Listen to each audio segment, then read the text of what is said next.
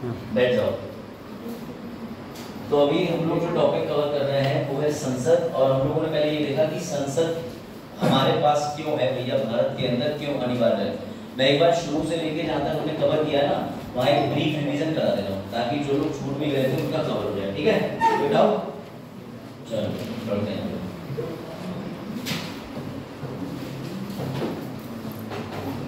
आ जाओ, बैठ जाइए।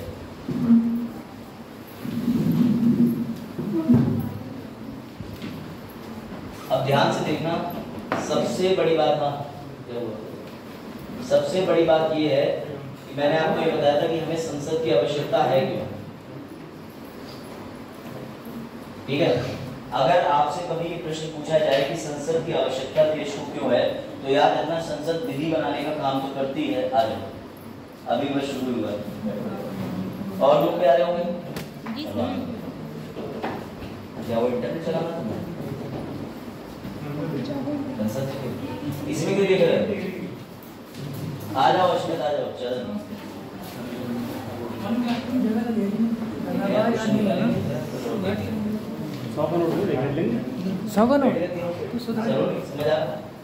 इधर आपको अब तक जितने लेक्चर लिए वो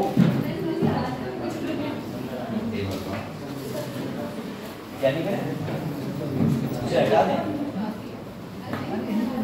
क्या तुम बंद कर दूं? क्यों चला अच्छा रुक जाओ, चल आज पूरा चला के लेते क्लास में। आपको आज क्या नहीं आ रही? ऐसा है ना तुम्हारी क्लास, सही है सर, इसकी आवाज नहीं आएगी। मैं यही कह रहा हूँ कि इसको तुम्हें दिखा रहा था कितना डिस्टर्बेंस होता है। मांगी भी तो कूलर मांगा, एसी मांग लेते। इसने मांगा कूलर, वाह कितने मांगा है? एसी की डिमांड करते तो एसी लगती है, बरेली में एसी लगती है। चरण कहीं पहुंचा जहां बात अटक रही। चलो फाइनली आ जाओ, इसको मत चलाओ फिर तुम्हें डिस्टर्बेंस होगा, तीनों को सुनाई नहीं देगा। सोच लो लेक्चर चाहिए क्या? वाह लो सुन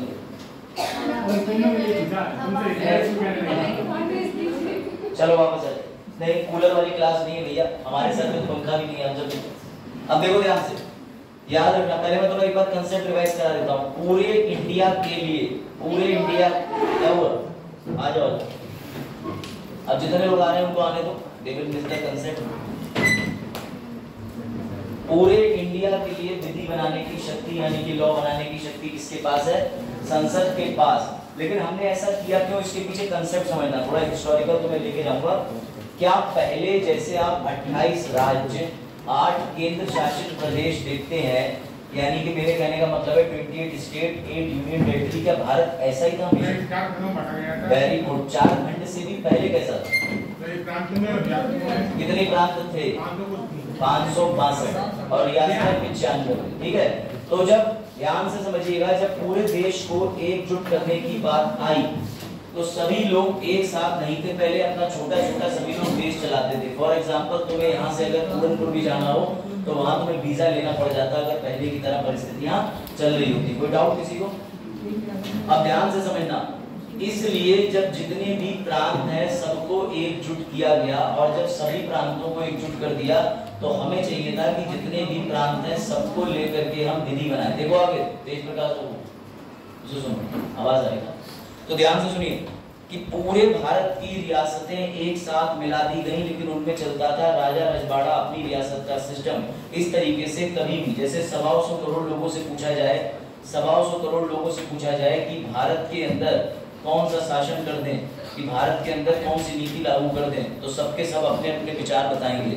इसलिए पूरे इंडिया में कोई एक ऐसी बॉडी चाहिए थी जो पूरे इंडिया के बिहाफ पे फैसला कर सके, इसीलिए हमने बनाई संसद। अब सवाल मेरा ये, भारत में कितनी संसद है? बिल्कुल सही, कितनी? एक। क्यों? क्योंकि पूरा भारत एक है, उसके लिए फैसला बनाने वाली जो बॉडी है उसे हम कहते हैं संसद। सब भाषा भाग 3 है, बहुत सही। अभी देखो पूछ रहा है कि संसद कितनी है, भाग नहीं, संसद कितनी है? एक। अब ध्यान से समझिएगा, ये तो हो गई केंद्र के पास शक्ति की, वो कभी भी कोई लॉ बनाएगा पूरे इंडिया पे लागू कर देगा। तभी अचानक से जो है भाई बिहार होता हुआ आया, गोवा रोता हुआ आया, एमपी भी रोता हुआ आया, बोले आप जो है जब पूरे भारत के लिए लॉ बनाओगे तो तानाशाही हो जाएगी। तो मैंने कहा कैसे? बोले आप पूरी इंडिया पे कहाँ तक ध्यान रखोगे, आपको क्या पता केरला के बारे में, आपको क्या पता मध्य प्रदेश के बारे में। बात उचित थी। तो हमने संविधान में जो व्यवस्था कर रखी है वो ये है कि पूरे केंद्र के लिए जो कानून बनाएगा वो संसद, लेकिन हर राज्य को विधि बनाने की शक्ति दे रखी है, which is called Vidhan Sabha. कोई डाउट? विधान सभा। यानी उत्तर प्रदेश के पास अपने विकास के लिए क्या है? विधान सभा। लेकिन पूरे भारत के पास डेवलपमेंट के लिए क्या है? कोई डाउट? क्या उत्तर प्रदेश विधानसभा मध्य प्रदेश के लिए नियम बना सकती है?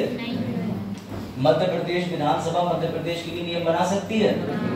क्या संसद पूरे भारत के लिए नियम बना सकती है? कंसेप्ट समझ गए? अब ध्यान से समझना कनेक्शन। पूरे भारत के लिए संसद और प्रत्येक 28 राज्यों के लिए या 2 केंद्र शासित प्रदेशों के लिए, वैसे 8 है लेकिन 2 में व्यवस्था है, जो करा गई उसे हम कहते हैं विधान सभा। मेरी बात समझना ध्यान से। विधान सभा पूरे भारत के लिए संसद, हर राज्य के लिए विधानसभा। मुबारक हो, इसी दोनों सिस्टम को तुम बोलते हो संघीय प्रणाली। कोई डाउट? कोई डाउट? इसे इंग्लिश में बोलते हैं फेडरलिज्म। बजात कोई डाउट बताओ?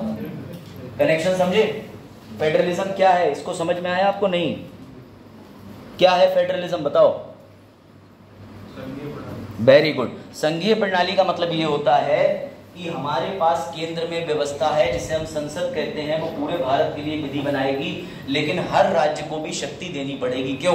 क्योंकि जब तुम केरला गए तो उन्होंने जब तुम्हारे सामने तमिल भाषा बोली तब तुम बोले हमें कुछ नहीं समझ आ रहा, तो उन्होंने कहा जब तुम्हें हमारी भाषा समझ ही नहीं आती तो तुम हमारे केरला का विकास क्या करोगे? वो तो वही व्यक्ति कर सकता है जो केरला में रह रहा हो। इसी उद्देश्य से बाबा साहेब ने संविधान के अंदर 2 प्रकार के अलग अलग सदन बनाए या 2 प्रकार के अलग अलग बॉडी बनाई। उन्हीं बॉडी में से एक संसद बनाई जो पूरे भारत को कंट्रोल करती है, और उसी में से राज्यों के लिए दे दी विधान सभा। मैंने अभी सिर्फ आपको विधानसभा इसलिए बताया है क्योंकि 6 ही राज्यों के पास विधान परिषद भी है। वो जब हम राज्य का पढ़ेंगे तो बताऊंगा कि राज्य में विधानसभा और विधान परिषद क्या होता है। अभी आपको सिर्फ ये समझना है कि संघीय प्रणाली क्या होती है, फेडरलिज्म क्या होता है। अग्रणी कोई डाउट? अरेंजमेंट ऑफ 2 यानी कि फेडरल सिस्टम, जिसमें केंद्र के पास क्या है? पार्लियामेंट, और हर स्टेट के पास क्या है? State legislative assembly, in Hindi which is called Vidhan Sabha. कोई डाउट?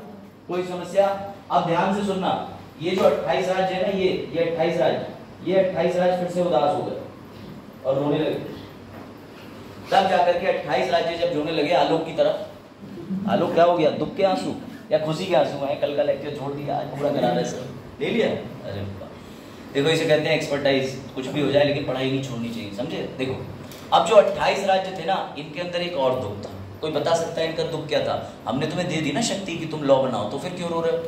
एनी आइडिया कि अब भी राज्य क्यों रो रहे हैं? हाँ, वेरी गुड, बजाज ने बिल्कुल ठीक कहा। जितने भी राज्य हैं वो ये बोले अब भी पूरे भारत के लिए जो नियम बना रहा है वो ज़्यादा बड़ा है, और हो सकता है कि जब वो पूरे भारत के लिए कोई ऐसा नियम बनाए तो हमारे पास आके तो पूछेगा नहीं कि तुम आओ और बताओ केरला में हम तुम्हारे लिए क्या करें। तो बाबा साहेब बड़े होशियार थे। बाबा साहेब ने कहा कि राज्य बिल्कुल परेशान मत हो, ये तुम्हारे पास नहीं आएगी, लेकिन तुम इसके पास जा सकते हो, और इसी वजह से तुम्हें दी गई। कोई डाउट? कंसेप्ट समझे? कंसेप्ट समझ गए? यानी जब भी केंद्र किसी राज्य के लिए लॉ बनाएगा तो राज्यों के प्रतिनिधि जिस सदन में बैठे होंगे उसे कौन सी सभा कहोगे? और इसका सबसे इंपॉर्टेंट जो हाउस है बेटा वो लोकसभा। ये तो है ही है। इसी के लिए तुम अभी वोट दोगे। जो वर्तमान में चल रही है वो 70वीं, और ये खत्म हो जाएगी मई 2024 में, और नई शुरू हो जाएगी मई 2024 के बाद, जैसे ही चुनाव के नतीजे आएंगे। कोई डाउट? अगर तुमसे ये पूछा जाए वन लाइनर क्वेश्चन कि इस समय कौन सी लोकसभा चल रही है, तो तुम बताओगे 70वीं। अब जो 2024 में आप लोग पीएम इलेक्शन चीख रहे हो, वो इलेक्शन पीएम के नहीं होंगे, वो लोकसभा का चुनाव होगा, वो भी कौन सा? 18वां। कोई डाउट? एक बार फिर से मैं रिपीट कर दे रहा हूँ, तुम्हें पूरा कनेक्शन समझ आ जाएगा और अब आसानी भी लगेगी, है ना? फिर स्लाइड दिखाऊंगा, बस आप ध्यान से समझना। फिर से सोनू तुम भी, ठीक है? फिर मैं क्वेश्चन पूछूंगा। नींदधारियों इधर देखो, सपना सही। मैंने तुम्हें ये बताया कि पूरे भारत के लिए जो व्यवस्था है उसे संसद बोलते हैं। पूरे भारत के लिए लॉ बनाया जाएगा। क्यों? क्योंकि बेटा पहले इतना आसान नहीं था। राजे रजवाड़े अपनी छोटी छोटी कुइयां भर लेकर के कमरा बैठे थे कि हमारी रियासत, जैसे ये कमरा हो गया, इस कमरे में देखा मैंने कि यहाँ 50-60 बच्चे हैं, तो मैंने कह दिया मैं आज से राजा यहाँ का, तुम सब मेरी प्रजा। तो ये क्या फुलिशनेस थी कि छोटी छोटी रियासतें थी, 565 रियासतें थी। ये हो गया भैया राजा और अभिषेक जी का महल और बगल में राजा वेद प्रकाश जी का महल। अब मुझे उनके डोमेन में जाना है, क्षेत्र में, तो उनसे वीजा मांग रहा हूँ। क्या मैं तुम्हारी सीमा लांघ सकता हूँ? वरना वो युद्ध करके लूट लेंगे। यही तो करते थे लोग कि भैया हमारी सीमा से होकर निकले तो हम तुम्हें सीमा हैदर बना देंगे। अब देखो, तो जब सारी रियासतों को जोड़ने का काम मिला हमारे सरदार वल्लभ भाई पटेल जी को। ये बड़ा कहावत मशहूर है कि वल्लभ भाई पटेल जी एक गाजर और एक डंडा लेके जाते थे। पहले कहते थे गाजर खा लो, तो जो प्यार से गाजर खा लेता था उससे कहते थे वेरी गुड, तुम्हारा विदो में एडमिशन कराऊंगा, स्कॉलरशिप दिलाऊंगा, टैबलेट बांटूंगा। और जब कोई कहते थे कि नहीं भैया हम गाजर नहीं खाएंगे, तो फिर वल्लभ भाई पटेल डंडा चलाते थे उसके ऊपर। क्योंकि जितनी भी रियासतें थी कोई आसानी से जुड़ना नहीं चाहता था। मेरी बात समझ रहे हो? ऑपरेशन पोलो हैदराबाद और वो सब बाद में बताएंगे। तुम आगे क्यों आ जाते हो ट्रेन के? उसी में बैठो, मत निकल के बाहर भागो। देखो ऑपरेशन पोलो हैदराबाद का मुझे पढ़ाऊंगा तो बताऊंगा, वैसे वो हमारे डोमेन नहीं, वो हिस्ट्री की टीचर का है। ठीक है, देखिए अब ध्यान से समझना। जो संसद है, अब संसद एक ऐसी बॉडी चाहिए थी जब 562 लोगों को यानी 562 राजाओं को एक साथ लाके खड़ा करना, रियासतों को एक साथ खड़ा करना। तो वल्लभ भाई पटेल जी बोले कि ये राजा तो दबेगा ही नहीं, ये तो कहेगा मेरा हुक्म चलाओ, दूसरा राजा कहेगा मेरा हुक्म चलाओ। अब हमें तो सबको मिला करके एक यूनिफिकेशन करना था, एकीकरण करना था। तो फिर वल्लभ भाई पटेल जी ने एक काम बड़ा होशियारी का करा। उन्होंने जब सबका विलय करा तो वो इस सिद्धांत को फॉलो करते चले गए।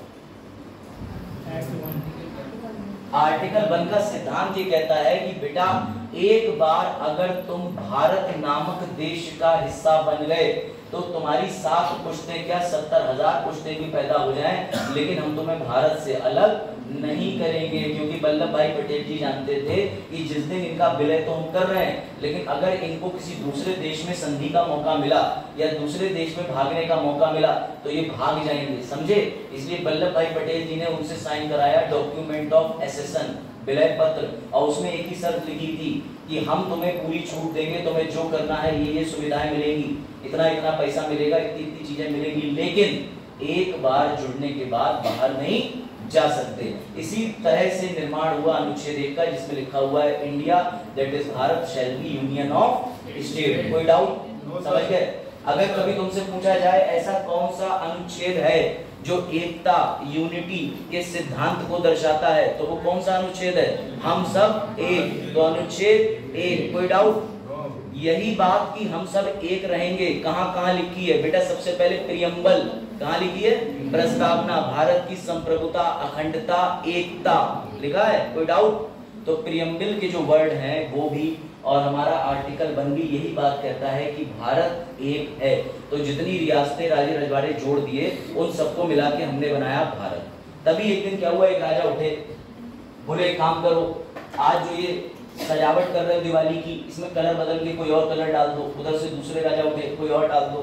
तो बाबा साहेब ये बात जानते थे कि हर राजा की अपनी अपनी बुद्धि, क्योंकि राजाओं का कॉमन सेंस कहाँ होता है तुम्हें अच्छे से पता है। उन्हें इससे मतलब नहीं कि प्रजा का क्या होगा, वो तो दिन को दिन, रात को रात नहीं कहते, दिन को रात और रात को दिन कहते हैं। तो बाबा साहेब ने पहली सारी व्यवस्था कर दी। उन्होंने कहा कि जो भी राजे रजवाड़े हैं जिस दिन वो भारत बनाएंगे उस दिन उस कंप्लीट भारत के लिए विधि बनाने के लिए एक संस्था चाहिए, उस संस्था का नाम होगा संसद। सबका साथ सबका विकास। कोई डाउट? जैसे ही हमने संसद बनाई तब तक रियासतें जो है वो वर्गीकृत हो चुकी थी कुछ राज्यों में। जैसे बजात ने बताया कि पहले 4 थी, A, B, C, D, कोई भाषा के आधार पे, कोई इस आधार पे, कोई इस आधार पे। तो राष्ट्रों का यानी जो जितने भी राज्य हैं उनका पुनर्गठन होता रहा है। और अंतिम अभी जो आप 28 राज्य 8 केंद्र शासित प्रदेश देख रहे हो, ये भी हमारे पास में क्या करा गया बजात? अभी हार्डली में चेंज हुआ है, जल्दी में। जम्मू कश्मीर और लद्दाख का आपने सुना था, उनको केंद्र शासित प्रदेश बना दिया। दादर और नागर हवेली वाला जो मामला है उसको भी आपस में जोड़ दिया। अभी उस पर इतना डीप नहीं जाना, इस पे आ जाओ। जैसे ही हमने संसद बनाई वैसे ही बाकी राज्य रोने लगे। यूपी आया रोते रोते, बोले संसद जो है वो पूरे भारत के लिए तो लॉ बना रही है, लेकिन उसे क्या पता कि उत्तर प्रदेश में एक जगह है जिसे पीलीभीत कहते हैं, वहां इस क्षेत्र को जंगल घोषित करना है। ये तो हम ही जानते हैं क्योंकि यहाँ हम रह रहे हैं। तो हमने उन्हें सुविधा दे दी कि जितने राज्य हैं उन सबके पास खुद की विधानसभा होगी, ताकि सड़कें बननी है, स्कूल बनने हैं, बिल्डिंग बनने हैं, तुम्हें जो भी करना है, पीएससी आयोग बना करके अपने यहाँ डीएम एसपी जो भी तुम्हें नियुक्ति करनी है, डीएम की नहीं एसडीएम की, डीएम की तो केंद्र ही करता है, तो वो सारी चीजें तुम्हें नियुक्ति करनी है, सब कुछ करना है, करो। इसलिए हमने हर राज्य को दे दिया विधानसभा। लेकिन अभी भी राज्यों का दुख खत्म नहीं हुआ सूरज, क्यों? क्योंकि राज्य इस बात से परेशान थे कि जब संसद नियम बनाएगी, जब संसद नियम बनाएगी तो कोई राज्य का व्यक्ति तो वहां बैठा नहीं होगा जो ऐसे हाथ खड़ा करके कह रहा होगा सर यूपी की भी चिंता कर लो। इस वजह से संसद में बाबा साहेब ने जितने राज्य हैं उनके बिहाफ पर डाल दी राज्यसभा। मेरी बात समझना, लास्ट टाइम रिपीट कर रहा हूं सर, पूरे देश के लिए संसद, हर राज्य के लिए राज्य, इस व्यवस्था को कहते हैं संघीय प्रणाली, फेडरलिज्म। इसे और इसे कोई डाउट?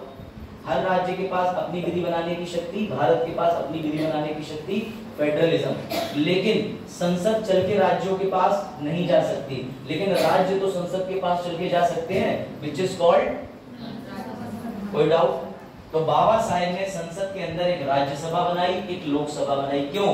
जब राज्यों को तुमने शक्ति दे दी कि तुम चल के चले जाओ, तो ये रहा अरुण, ये रहा तनु, और ये रही तनु, ये रहे वजाहत, ये रही सपना, ये रही शिवांशी, और पुराने बच्चे लाइब्रेरी वाले सारे सब बोले हमारा भी राष्ट्र है, हमारा भी देश है। तो मैंने कहा है, बोले हमें भी बताओ कि तुम क्या बना रहे हो वहां बैठ के, हमें भी जानना है बिना रजिस्ट्रेशन के। तो मैंने कहा रजिस्ट्रेशन करा लो फिर आ जाओ। तो भैया जितने भी लोग थे ये इकट्ठे यहाँ आएंगे, विच इज कॉल्ड। तो तुम अरेंजमेंट समझो कि तुमने लोगों को भी केंद्र में विधि बनाने में शामिल कर लिया, तुमने राज्यों को भी विधि बनाने में शामिल कर दिया। This is called smartness of the constitution maker. कोई डाउट? आई थिंक अब तुम लोकसभा और राज्यसभा के पीछे का कंसेप्ट समझ गए होगे। कोई दिक्कत? कोई दिक्कत? अब एक और इंटरेस्टिंग बात समझो, एक दिन एक ऐसी सरकार आई, हाँ तो जल्दी पूछो क्वेश्चन। मैं ये कह रहा था अगर द्विसदन की व्यवस्था ना होती, जैसे विधानसभा हमारे पास ना होती, तो केंद्र ये भी तो कर सकता था कि जैसे कि अनुविभाग बना दिए जाते हैं। ठीक है। तो जैसे आपने क्वेश्चन किया था, वो क्वेश्चन किया अभी आपने बताया कि हमें कैसे पता है, केंद्र को कैसे पता है कि पीलीभीत टाइगर रिजर्व बनना चाहिए, में इतने अभी काम की जरूरत है या कुछ भी है। बिल्कुल सही कह रहे हो। हाँ तो सर इसका भी एक अनुभाग बना दिया जाता है, जैसे कि हमने जब जिलों का डिस्ट्रीब्यूट कर ही दिया था कि 75 जिले यहाँ हैं, यहाँ पर ऐसे हैं, तो इस विभाग में प्रत्येक जिले को एक विभाग दे दिया जाता है जो उसकी संरचना को देख करता है। विभाग में बैठता कौन? सर केंद्र से द्वारा नियुक्त किया गया। अगर केंद्र से आते तो केंद्र के लोग, और केंद्र के क्या कहते हैं, हमें तो दिल्ली को फायदा देना है, लेकिन पीलीभीत के आदमी को, पीलीभीत के आदमी को ले जा करके यूपी के आदमी को आप केंद्र में बैठा लोगे तो वो किस पर ध्यान देगा?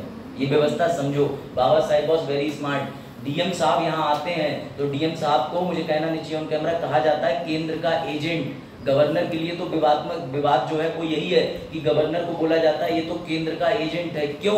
उन्होंने भेजा कि तुम्हारे यूपी के अंदर जाओ, पॉलिसियों को चलाओ, विकास करो। लेकिन विश्वास नहीं है। ममता बनर्जी क्यों परेशान है? वो कहती है पश्चिम बंगाल का कोई व्यक्ति वहां बैठा है तो हमें विश्वास है, लेकिन वहां का कोई हमारे राज्य में नहीं आना चाहिए। समझो बात, समझ गए?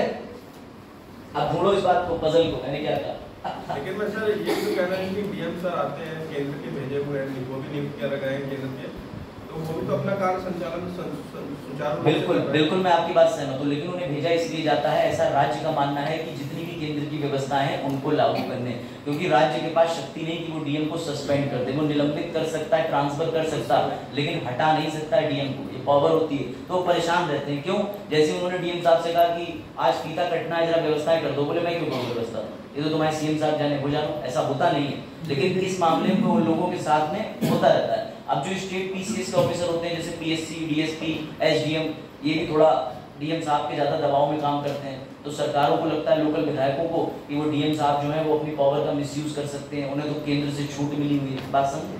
अगर पीएम आएंगे तो उन्हें रिपोर्ट कौन करेंगे? सीएम। लेकिन सीएम और पीएम के बीच का रास्ता है डीएम।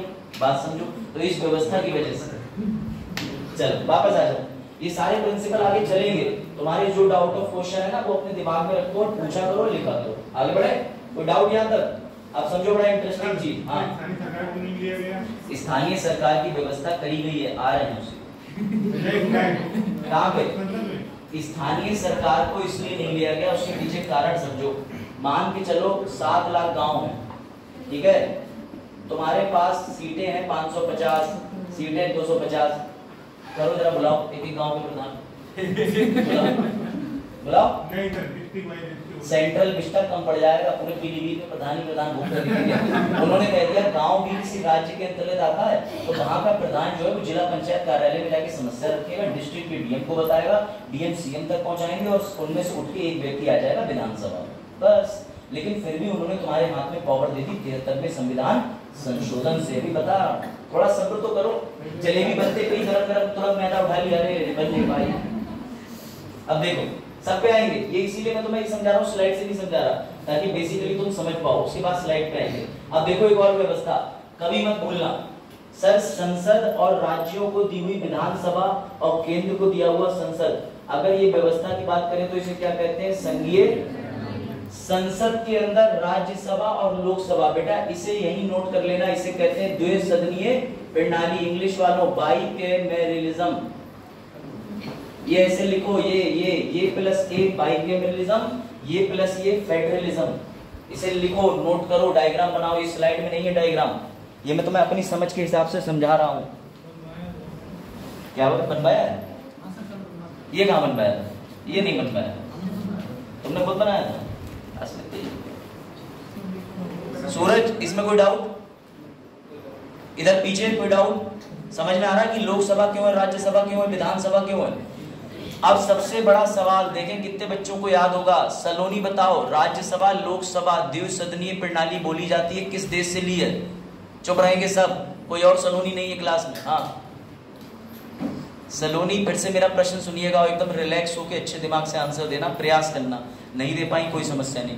मेरा प्रश्न ये है कि राज्यसभा लोकसभा द्विसदनीय प्रणाली जो है वो संसद के अंदर है, मैंने ऊपर लिखा है इसे बाइकैमरलिज्म कहते हैं। लेकिन बेटा ये व्यवस्था हमने किस देश से ली है?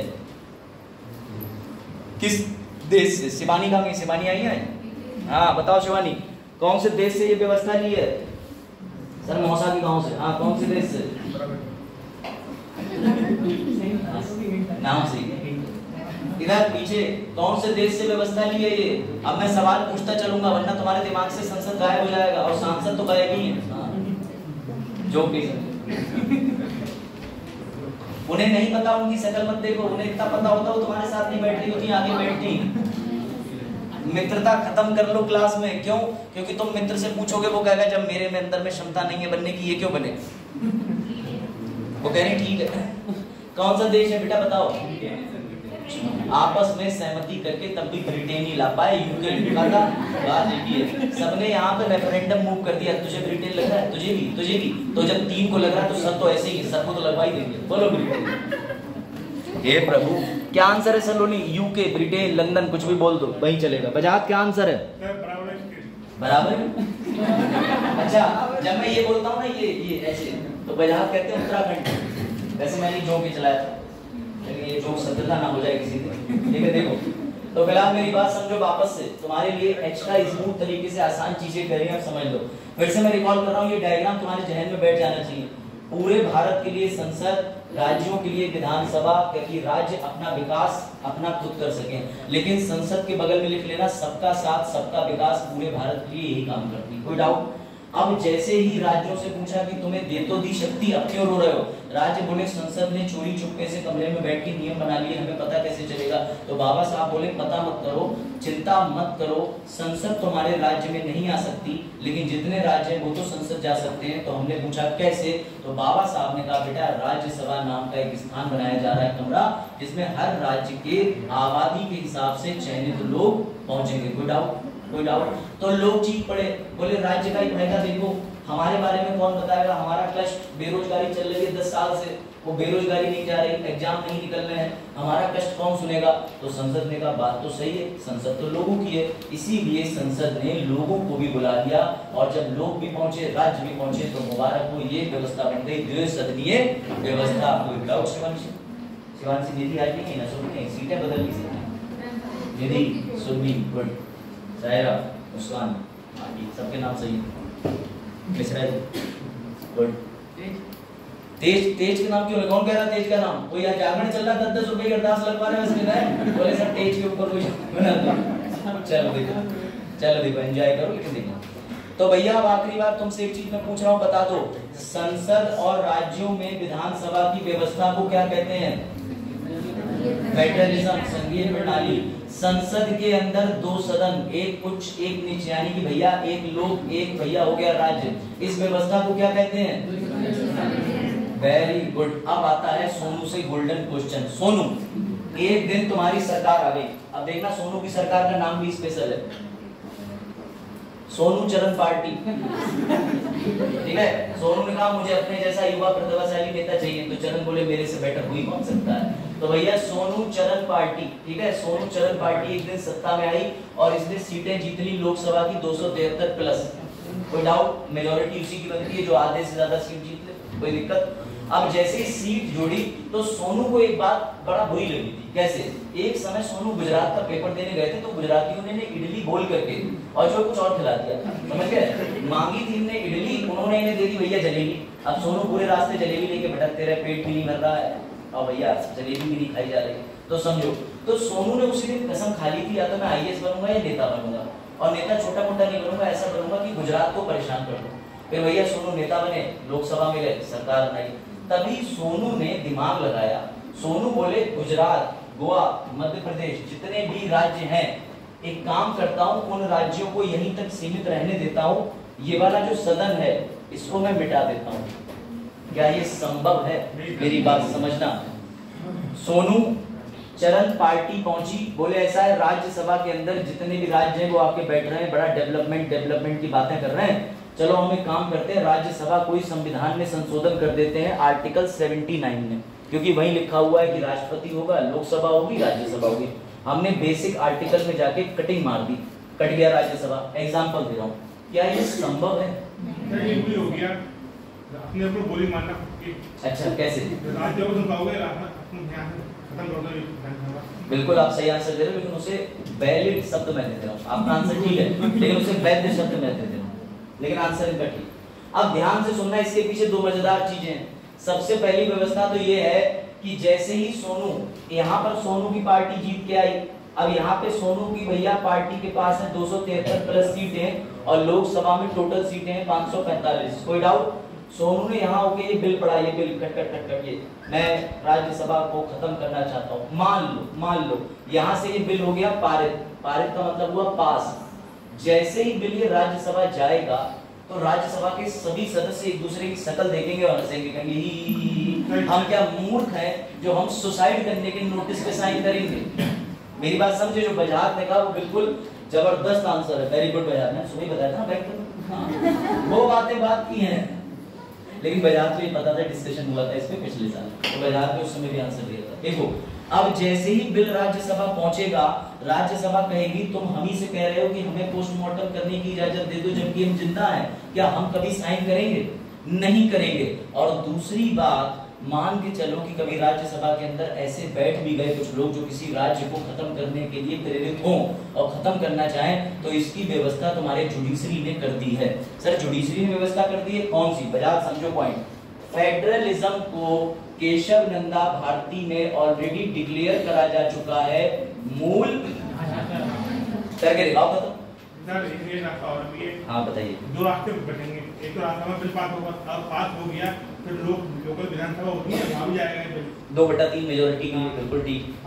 कोई बात नहीं करेंगे, इसीलिए मैंने कहा कि राज्यसभा से बिल पारित ही नहीं हो पाएगा, वो तो सुसाइड नामे पे करेगी नहीं। अगर राज्यसभा ने पास कर दिया तो 2/3 जो राज्य उसके वहाँ पर विधानसभा में जाएगा, वहाँ भी पारित नहीं होगा। बिल्कुल ठीक बात कर रहे हैं। अब एकदम इधर देख लो, मान लिया सब ताली वाला बजा दीजिए, अपनी आ जाएगी तब। बहुत बढ़िया। अब ध्यान से समझना, ये चीज समझ लेना बजाज, जो तुमने आंसर बताया दोनों बहुत अच्छे, एकदम परफेक्ट। अब देखो, लेकिन केशव नंदा भारती वाले मामले में आपको पता है कि सुप्रीम कोर्ट ने मूल ढांचे का सिद्धांत बताया था। कभी आपसे पूछा जाए मूल ढांचे की परिभाषा बताना, तो कहना भूत, तो भैया लिख मत आना मीन्स में। क्यों? क्योंकि मूल ढांचे का शरीर यानी मूल ढांचा सुप्रीम कोर्ट तय करेगा। हम मान रहे हैं कि नहीं मान रहे हैं, उसकी कोई एक्सप्लिसिट लिस्ट है ही नहीं। जब सुप्रीम कोर्ट को जो लगा उसने मूल ढांचा डिक्लेयर करा, लेकिन वो भी मूल ढांचा ऐसे ही नहीं कि किसी को डिक्लेयर कर दे, उसके पीछे लेजिस्लेटिव इंटेंट देखा जाता है। यानी जिसने भी संविधान बनाया उसने इस अनुच्छेद को डाला, इसके पीछे मंशा क्या थी, उसी को बोलते हैं मूल ढांचे का सिद्धांत। तो हम कभी भी मुबारक और राज्यसभा को खत्म नहीं कर सकते। क्या हम लोकसभा को भंग कर सकते हैं, खत्म कर सकते हैं, मिटा सकते हैं? बताओ भाई बेटा। राज्यों का और अभी तो मैं आपकी बात से सहमत हूँ। मेरे सवाल का आप सब पहले सवाल सुन लो, बिल्कुल पास में कह रहा हूँ, आवाज भी आ जाएगी। क्या लोकसभा को हम आर्टिकल 79 संविधान से मिटा गायब खत्म कर सकते हैं? प्रश्न उसी से संबंधित दें आसपास। हाँ कर सकते हैं, कैसे बताओ? इधर पीछे जम्मू कश्मीर में हुआ था। जम्मू कश्मीर खत्म कहाँ हुआ? नहीं, विधानसभा जो है अभी तो वहाँ विधानसभा बनी नहीं, कुछ नहीं बना। विधानसभा खत्म कर सकें और केंद्र शासित प्रदेश वजाहत हम जब वजाहत तुम सामने फिर से मेरा प्रश्न समझो, मेरे बड़े भाई समझो प्रश्न को। मैं पूछ रहा हूँ कि लोकसभा खत्म करी जा सकती है कि नहीं? मैं ये नहीं कह रहा लोकसभा जम्मू कश्मीर से मत जोड़ो, बस ये उत्तर दो कि सर 545 सीटों वाली लोकसभा की बिल्डिंग खत्म करें कि नहीं, बस इतना बताओ। नहीं खत्म कर सकते। आर्टिकल 85 ये वहां पे पहुंच गए जो 2024 में तुम्हें देखने को मिलेगा। और कोई मेरा प्रश्न समझ गया आप? जब जम्मू कश्मीर पे बात होगी तो पूछूंगा तब आप बताना, लेकिन अभी हम इस पे बात कर रहे हैं बजाय, ठीक है? चलो इधर कोई और बालक बालिका, असमित क्या लगता है? लोकसभा खत्म कर सकते हैं, गायब कर दें संविधान से? भंग हो सकती है। शाबाश, लोकसभा भंग हो सकती है इमरजेंसी में। मान लो लोकसभा में चुनाव थे, अभी लोकसभा चुनाव होकर के फाइनल रिजल्ट नहीं आया, देश में आपातकाल लग गया, तब भी चाहे तो प्राइम मिनिस्टर लोकसभा के कार्य को आगे ले जा सकता है, ये भी मिटाई नहीं जा सकती, ये बात समझना। लेकिन एक तथ्य है कि अगर हमें लोकसभा को, जो वजाहत कहना चाह रहे थे पहले तो भूल गए, मैं बता दे रहा हूँ, अगर हमें लोकसभा को खत्म करना है तो वजाहत क्या ये बेसिक स्ट्रक्चर में आती है कि नहीं? कहाँ लिखा? कौन से केस में? नहीं, समझो, राष्ट्रपति को अधिकार है कि वो लोकसभा अनुच्छेद 85 और 87 जैसे नई सरकार आती है, अभी मई में तुम एक अखबार में नोटिस देखोगे जो सूरज बताना चाह रहे हैं, कि अखबार में निकलेगा राष्ट्रपति जी ने डिसॉल्व करी, डिसॉल्व वर्ड होगा डिसॉल्व, भैया विघटित, खत्म कर दी लोकसभा। लोकसभा खत्म होती है लेकिन उसके साथ ही नई लोकसभा का नोटिस भी जारी हो जाता है। तो याद रखना कि टेम्पररी तौर पर, अस्थायी तौर पर लोकसभा समाप्त करी जा सकती है, लेकिन स्थायी तौर पर नहीं। यही यूपीएससी खेल लेगा, समझ गए सूरज? अस्थायी तौर पर हाँ, लेकिन स्थायी तौर पर ना। बन गया एमसीक्यू, कोई दिक्कत? समझ गए? लेकिन राज्यसभा ना अस्थायी तौर पे खत्म करी जा सकती है ना स्थायी तौर पे, यानी nor it can be destroyed temporary, neither it can be destroyed permanently. Any doubt? कोई दिक्कत? अब बताओ, तुमसे क्वेश्चन पूछा जाता है, बताओ देश में आपातकाल चल रहा है, ये क्वेश्चन बड़ा प्रैक्टिकल है, इसका जवाब वजाहत भी देंगे, बाकी बच्चे भी देंगे। अभी मई 2024 में चुनाव होके नतीजे आएंगे, मान लो मार्च में अचानक से चुनाव की घोषणा हुई और 17वीं लोकसभा के लिए अनुच्छेद का प्रयोग करते हुए राष्ट्रपति जी ने अखबार में निकाल दिया कि भैया विघटित करी जाती है। अब इसका कोई भी सत्तर नहीं होगा जब तक नई बन के नहीं आ जाती, 18वीं वाली के लिए चुनाव नहीं हो जाता। मेरी बात समझना, इसी बीच देश में किन्हीं परिस्थितियों से आपातकाल घोषित हो जाए और सिर्फ राज्यसभा तो जिंदा रहती है, तो फिर क्या लोकसभा के फैसले बाद में लिए जाएंगे, तत्काल लिए जाएंगे या लिए ही नहीं जाएंगे? बताओ, मेरी बात समझना। क्वेश्चन रिपीट कर दूं सूरज, ध्यान से सुनना। 18वीं लोकसभा के चुनाव होने थे, इस बात की घोषणा मार्च में हो गई या जनवरी में हो गई, आचार संहिता लग गई, लेकिन उसी बीच जैसे ही 17वीं लोकसभा विघटित हुई, डिसॉल्व हुई, एक घोषणा हुई, ये हुई कि देश में आपातकाल है, वो भी 352 ले लो नेशनल इमरजेंसी, ठीक। उसके बाद में जैसे ही इमरजेंसी लागू हुई, क्या उस बीच में लोकसभा तो तुम्हारे पास है नहीं, तो फिर कौन लेगा लोकसभा के बिहाफ पे फैसले? क्या राज्यसभा लेगी या फैसले बाद में लोकसभा लेगी या तत्कालिक कोई फैसला नहीं लिया जाएगा? क्या होगा? कार्यपालिका जिंदा रहेगी, कार्यपालिका इलेक्शन ना हो जाए, वोटिंग ना हो जाए, प्रधानमंत्री रहेगा, आचार संहिता हो, मुख्यमंत्री होते हैं, पिछली सरकार में अगले सदस्य थे, उसमें लोग कार्यपालिका रूल थे, तो विधान परिषद काम कर रही थी, तो कार्य नियम बना लिए। एक सेंटर का बताइए, सेंटर का अभी यूपी नहीं पढ़ना, सेंटर का बताइए। सेंटर में जो मोदी जी हैं, जब तक कार्यपालिका में करेंगे, कोई भी लाना है तो राज्यसभा लाएंगे, केवल राज्यसभा चला जाएगा, उसके बाद राज्यसभा। ठीक है, अब मैं प्रैक्टिकल कर देता हूँ। जो इन्होंने बताया उस चीज समझो ध्यान से, मैं आपको क्लियर आंसर दे रहा हूँ। हाँ आ जाइए, फोटो ले लीजिए सभी का पढ़ाते हुए, अंदर आ जाइए अंदर। हाँ अब ये डेली स्टेटस के लिए जाया करेगा ना, एक होना चाहिए कि एक रिकॉर्ड के तौर पर रखा जाना जरूरी है। हाँ ले लीजिए, तो ध्यान से समझो सभी लोग। हाँ ऐसा ले लीजिए जिसमें सभी लोग आ जाए, चाहे उधर से ले लीजिए आ गए, और ये अभी तुरंत सेंड कर दीजिएगा, ठीक है। अरे इनसे कुछ बोलना भी था, भैया से बोल लेते भैया क्या, तुम्हें बुलाने का अधिकार नहीं है, तुम्हें क्लास से बाहर ही भेजने। ठीक है चलो ध्यान से। सर राज्यसभा को इतनी शक्तियां मिली हैं, जब देश में आपातकाल होगा तो वो लोकसभा का भी काम कर सकती है। सीधा आंसर समझो सर, लोकसभा हो ना हो फर्क नहीं पड़ता, हमने राज्यसभा को इसलिए परमानेंट बनाया है कि उस बीच हमारे ऊपर चाइना हमला कर दे तो क्या देश में कोई एक ऐसी बॉडी चाहिए कि जो चाइना के खिलाफ क्या करना है ये फैसला ले ले। इसलिए बाबा साहेब ने राज्यसभा को स्थायी बनाया कि कुछ भी हो जाए, मौसम बदले, सरकारें बदले, लेकिन राज्यसभा रहेगी। क्यों? क्योंकि देश को चलाने के लिए दोनों में से कोई एक सदन तो जीवित रहना चाहिए, और जब भी ऐसी आपातकाल इमरजेंसी होगी तो राज्यसभा लोकसभा की सारी ड्यूटीज, सारे कर्तव्य, सारे बिल पारित करने की पावर पा जाएगी। कोई डाउट? जो आप कह रहे हो वो चीज अलग है, आप सामने ध्यान दे लो। सही आंसर होता तो हम खुद ही एक्सप्लेन कर देते। ठीक चलो, कोई डाउट इधर, कोई समस्या? इसीलिए ये कहा जाता है कि हमारे पास जो राज्यसभा है वो कैसा है, परमानेंट हाउस। क्योंकि अगर देश में कोई इमरजेंसी आ गई तो सरकारें ये कह के नहीं बचलेंगी कि अरे देखो ना तो राज्यसभा सेवाओं में है ना लोकसभा है, हम करें तो करें क्या। तो हम कहेंगे राज्यसभा जिंदा है, वहीं बैठो, नियम बनाओ बैठकर। समझ में आई बात? कोई डाउट? बढ़े आगे। कोई डाउट? चलो भाई सोनू बताओ।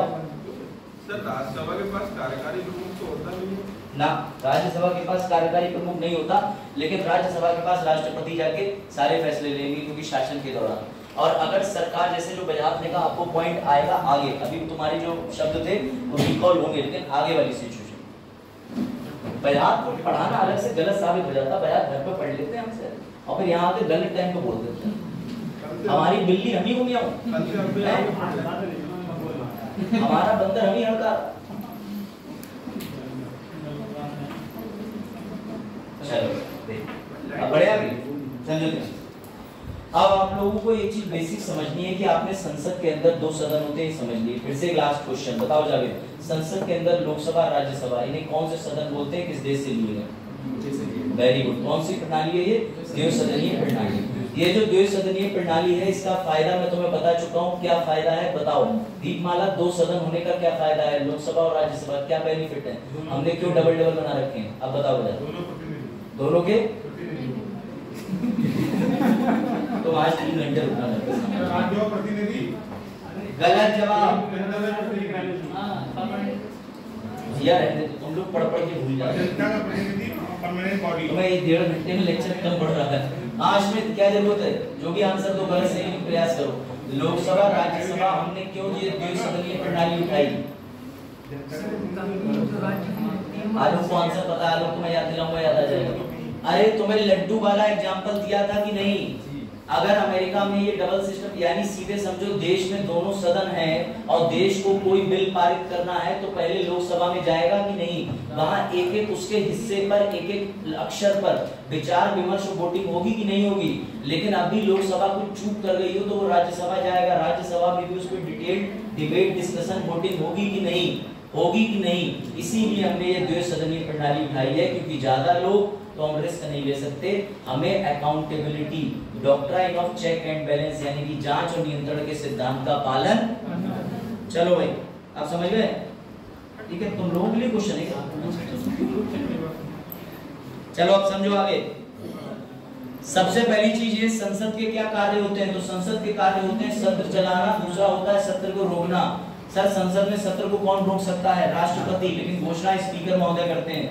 अगर लोकसभा है तो बोला जाएगा स्पीकर, राज्यसभा चेयरमैन। लेकिन जब मुझे दोनों की कॉमन बात करनी होगी तो मैं पीओ बोलूंगा, पीठासीन शाबाश भैया, प्रिसाइडिंग ऑफिसर।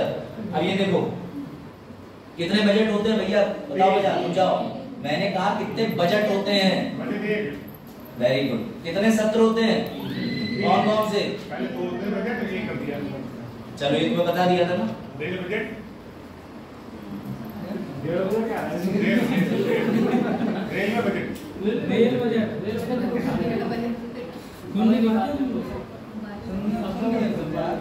तारांकित अतारांकित प्रश्न याद रह गए कि नहीं, या भूल गए हो?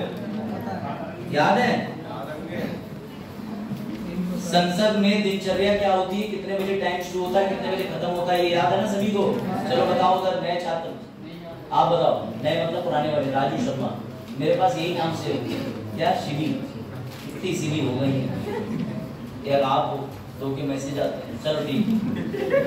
अरे मतलब तो है, और रिश्तेदारी में है भैया, और लड़कियों नाम नहीं हो सकते क्या? जैसे अभिषेक पूरनपुर में 4 हैं, अब उस अभिषेक को खड़ा करो, पीछे से 2 उत्तर भी दे चुके होते तब तक।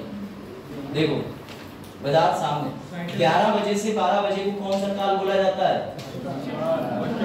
Very good. 12 बजे से 1 बजे को शून्य काल, 1 बजे से 2 बजे को भोजन काल।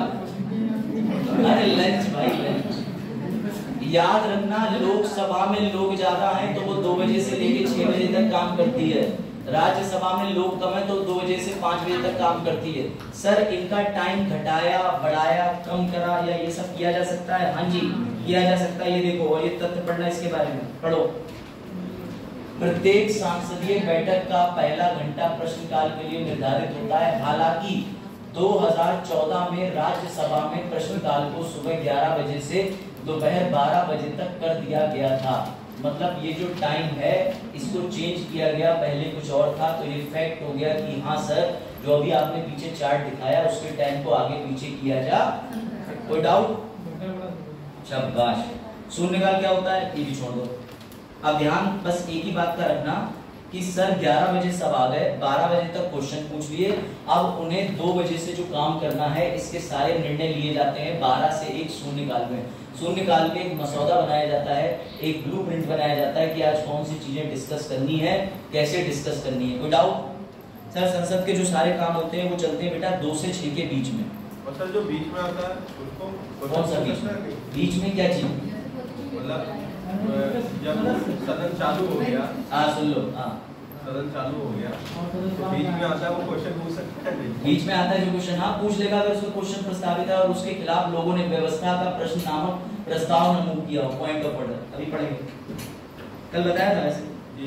आ जाओ भैया, ये देखो तुम्हारे प्रश्न काल में किस तरीके के 3 प्रश्न पूछे जाते हैं, 3 अलग अलग बच्चे बताएंगे। बजाज पहला वाला कौन सा कैटेगरी में आता है? अरे वाह। तारांकित कौन से प्रश्न होते हैं?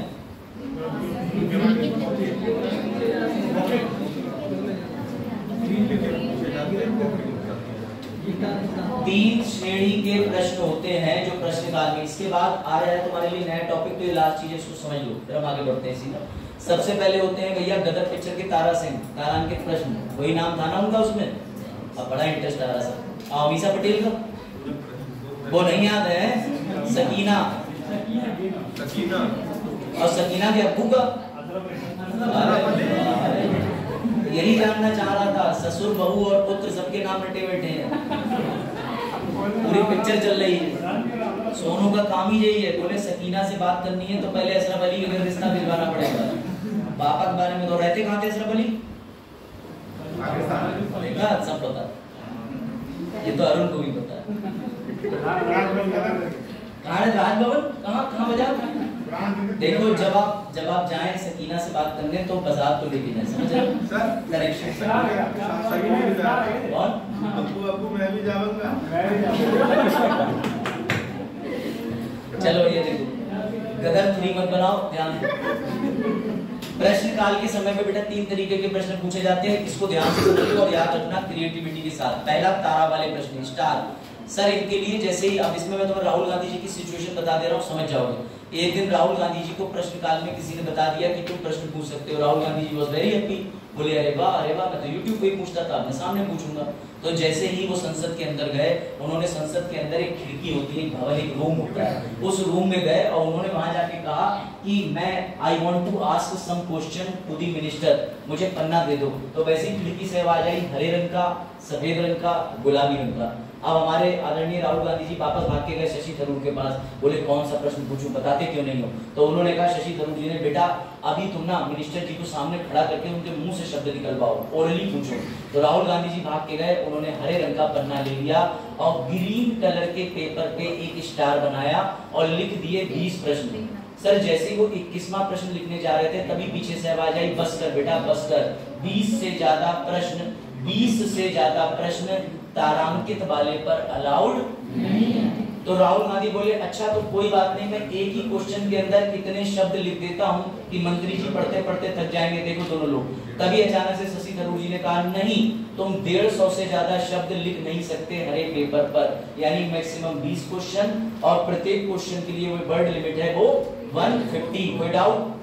समझ गए? तुम्हारे यूपीएससी के मुझे लग रहा है जो पेपर कॉपी चेक करने वाले ही घूमते रहते होंगे, बोले 150 उधर चल रहा है 250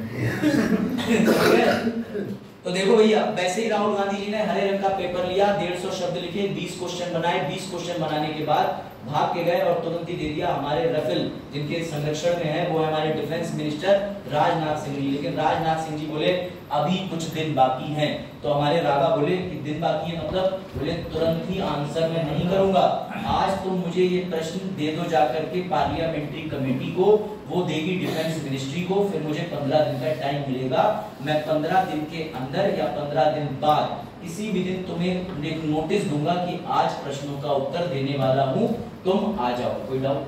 समझ गए?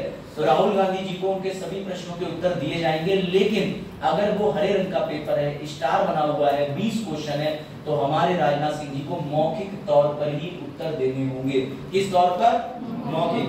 तभी अचानक से अरुण वहां पर बैठे हुए थे, अरुण खड़े हो गए। अरुण ने कहा, जब राहुल गांधी 20 प्रश्न पूछ ही रहे हैं तो मेरे भी एक दो डाउट हैं। और बजाज भी कोने में बैठे थे, बजाज ने भी कहा कि मेरे तो जरूरी डाउट होंगे। तो ये कितने लोग हैं? ये कितने हैं? 2।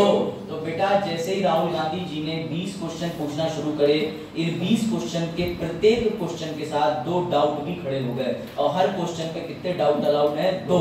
उन्हें कहते हैं पूरक प्रश्न यानी सप्लीमेंट्री क्वेश्चन। कोई डाउट? हरे रंग का पन्ना, 150 शब्द, 20 प्रश्न, हर प्रश्न पे 2 पूरक प्रश्न और किससे पूछे जाएंगे? जो मंत्री होगा, मंत्री जवाब कैसा देगा? इन लिखित प्रश्नों का मौखिक, इसे कहते हैं तारांकित। कोई डाउट? अब हमारे राहुल गांधी जी को लगा कि भैया मुंह से बोल दिया, हम नहीं मान रहे, लेकिन हम इनसे लिख के लेंगे सारी चीजें। समझ में आई बात? तो राहुल गांधी जी जो है वो फिर से भगे 15 दिन बाद, 20 दिन बाद, जब पहले वाले के सारे उत्तर मिल गए। अब राहुल गांधी जी जब खिड़की पे गए तो उन्होंने कहा, भैया एक पेपर देना। तो भैया जो बैठा हुआ था उसका फिर से सवाल कि हरे रंग का पेपर दूं, सफेद रंग का पेपर दूं या गुलाबी कलर का पेपर दूं। इस बार राहुल गांधी जी सारी स्कीमें पढ़ के गए थे, तो उन्होंने भैया स्कीमों के तहत तुरंत ही मांगा सफेद कलर का पेपर। लेकिन इस बार वो जब आंसर लिख रहे थे यानी क्वेश्चन लिख रहे थे, तब उन्होंने कोई स्टार बनाया नहीं। तो शशि थरूर जी ने पूछा, अरे तुमने इसमें कोई स्टार नहीं बनाया? बोले शशि थरूर जी भूल गया, जब हरे रंग का पेपर होता है तब स्टार बनाया जाता है, सफेद रंग के पेपर पे कोई चिन्ह अच्छा नहीं लगता, कोई मार्क नहीं करना। यानी हम व्हाइट पेपर पर प्रश्न लिखेंगे और ये प्रश्न उसी प्रक्रिया से जाएगा पार्लियामेंट्री समिति को, समिति से मिनिस्ट्री को, मिनिस्ट्री से मंत्री को, और मंत्री जी 15 दिन में लिखित जवाब स्पीकर महोदय के पास दर्ज करेंगे। लेकिन इस बार राहुल गांधी जी ने पूरा ऐसे राइटिंग कर दी। सर मतलब ऐसे राइटिंग यानी 230 प्रश्न अलाउड होते हैं। कितने? एक चीज और तुम्हें इमरजेंसी की बता दे रहा हूं, जब कभी भी याद रखना राष्ट्रपति शासन लागू हो तो 255 प्रश्न अलाउड होते हैं, 25 एक्स्ट्रा मिलते हैं इमरजेंसी सिचुएशन में। ये पॉइंट ऑफ क्वेश्चन है, शायद ये बन जाए। हालांकि इस पे कोई प्रश्न आया नहीं, लेकिन जब मैं रीड कर रहा था तो मुझे एक्स्ट्रा फैक्ट पता चला, ये बुक में नहीं दिया है। 230 अतारांकित प्रश्न अलाउड हैं, लेकिन देश में राष्ट्रपति शासन लागू हो या कोई इमरजेंसी लागू हो तो तुम्हें 25 एक्स्ट्रा प्रश्न भी मिलते हैं। ये लिखित में जमा करे जाते हैं और इसका उत्तर भी लिखित में मिलता है। लेकिन हरे पन्ने वाले जमा लिखित में होते हैं और उसका उत्तर कैसा मिलता है? हरे वालों का मौखिक। कैसा? मौखिक। अब तीसरे वाले पे आ जाओ। इस बार राहुल गांधी जी ने कहा कि मंत्री जी ने मुझे लिख के तो दे दिया, लेकिन मंत्री जी 15-15 दिन छुट्टी पे चले जा रहे हैं, मुझे ये बर्दाश्त नहीं, अब तो मुझे जितने भी उत्तर हैं फौरन चाहिए, तुरंत चाहिए। तब भी फौरन और तुरंत तो नहीं मिलेंगे, लेकिन एक व्यवस्था कर रखी है संसद ने, उसे कहते हैं अल्प सूचना प्रश्न, शॉर्ट नोटिस क्वेश्चन। उस क्वेश्चन के तहत हमारे राहुल गांधी जी गए और इस बार जब खिड़की पे गए तो अपने आप खिड़की वाले ने गुलाबी पन्ना उन्हें निकाल के दे दिया, बोले जब तुम हरा ले जा चुके हो, सफेद ले जा चुके हो, बचा ही गुलाबी है। तो भैया राहुल गांधी जी हैप्पी, इससे मेरे मन की बात पता चल गई। तो समझे, अब राहुल गांधी जी को उन्होंने गुलाबी पन्ना दिया, राहुल गांधी जी ने गुलाबी वाले पन्ने पे प्रश्न लिखे और प्रश्न लिखने के बाद स्पीकर को दिए, स्पीकर ने समिति को दिए, समिति ने मंत्री जी को दिए और मंत्री जी के पास भी डायरेक्ट नहीं गए, उससे पहले डिफेंस मिनिस्ट्री के पास गए। इस बार जो प्रश्नों की संख्या लिखी हुई थी उनकी कोई संख्या निर्धारित ही नहीं थी। इस बार हमारे राहुल गांधी जी को लगा चलो 11 प्रश्न लिख देते हैं, तो 11 लिख दिए। अगर वो दोबारा ये नोटिस भेजेंगे तो 15 डालते हैं। इसमें प्रश्नों की संख्या निर्धारित नहीं है, बस इसमें मंत्री जी को 10 दिन के अंदर मौखिक तौर पे ही उत्तर देना पड़ता है। कोई डाउट?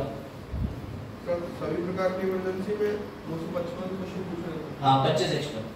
और ये मतलब केवल आतारांकित वाले में है ना? केवल आता और किसी में और किसी में नहीं पढ़ा था। ये अलग से फैक्ट है, लिख लो। ये एक बुक है, उसमें से मुझे मिला था और अच्छी जेएनयू की किताब है, तो मुझे लगा जेएनयू वाले एक्स्ट्रा पढ़ना है तो पढ़ी, है ना? We are not less than anything. तो देखो भैया फिर से अब प्रश्न पूछता हूँ तुमसे, तुम्हारी खोपड़ी में सिस्टम इंस्टॉल हो गया है, समझ रहे हो? आर्टिफिशियल इंटेलिजेंस दिखाओ अपनी, इधर आगे सफेद शर्ट में सूरज के बगल में। बताओ भैया कितने तरीके के प्रश्न होते हैं, मेरी तरफ बिना उधर देखे, कितने तरीके के प्रश्न होते हैं? Very good. सबसे पहला कौन सा होता है? देख लिया उधर? तुम्हारे ब्याह में बड़ी अड़चन आएगी, बिना बधू की तरफ देखे मंत्र बोलो तुरंत देख लिया, कोई बात नहीं, अब तुम देख ही चुके हो तो बैठो। अग्रणी कितने तरीके के प्रश्न होते हैं? देख तरफ देखो, तुम्हारा एक तो चश्मा अच्छा लगता है, ऐसे ही चश्मा एक छोटे बच्चे को भी दिलवाया था हमने पहले, कहीं अग्रणी तो नहीं पास कर?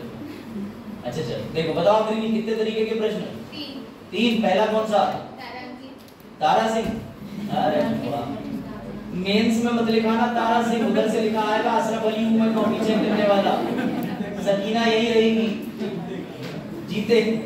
अगला प्रश्न कौन सा? अगला तीसरा वाला शॉर्ट नोटिस, शर्टबाज। बताओ भूमि, सबसे पहले स्टार वाले में कितने दिन दिए जाते हैं मंत्री जी को? कितनी शब्दों की लिमिट होती है और कितने प्रश्न अलाउड होते हैं? भूमि तुम सब में छोटी है, सबसे होशियार। अब बाकी लोग हैं, इन्हें कैसे बताना है डेट ऑफ बर्थ? अभी तुम 2023 में ही हुए हो ना तुम लोग, तो बायोलॉजिकल एज बदल लोगे, जो दिख रही है वो कैसे बताओगे? चलो हाँ भाई, इसमें बताओ आतारांकित प्रश्न जो होते हैं वो कितने पूछे जा सकते हैं? अरे गजब। इमरजेंसी में अरे ताली बजाओ उसमें, कितने हल्के था, देख लो हमारे दोस्त कल आलोक नहीं आए थे, कल विशेष सदन में भाषण दिया गया था 14 मिनट का। कल आलोक छुट्टी मार गया, आलोक पहले सूचना मिली, बोले विशेष भाषण दिया था। चलो देखो, समझ गए 3 तरीके के प्रश्न। ये तुम्हें समझा भी दिए थे, तुम्हें एमसीक्यू भी लगवा दिए थे, लेकिन ना सर, मम्मी ने कहा बेटा रात गई बात गई, उस दिन की बात उसी दिन भूल के आना। देखो लगाओ, अब भी देखना उसका उत्तर लिखा हुआ है, तब भी बच्चे गलत बताएंगे। पहले ये स्लाइडिंग एडिट हो जाए।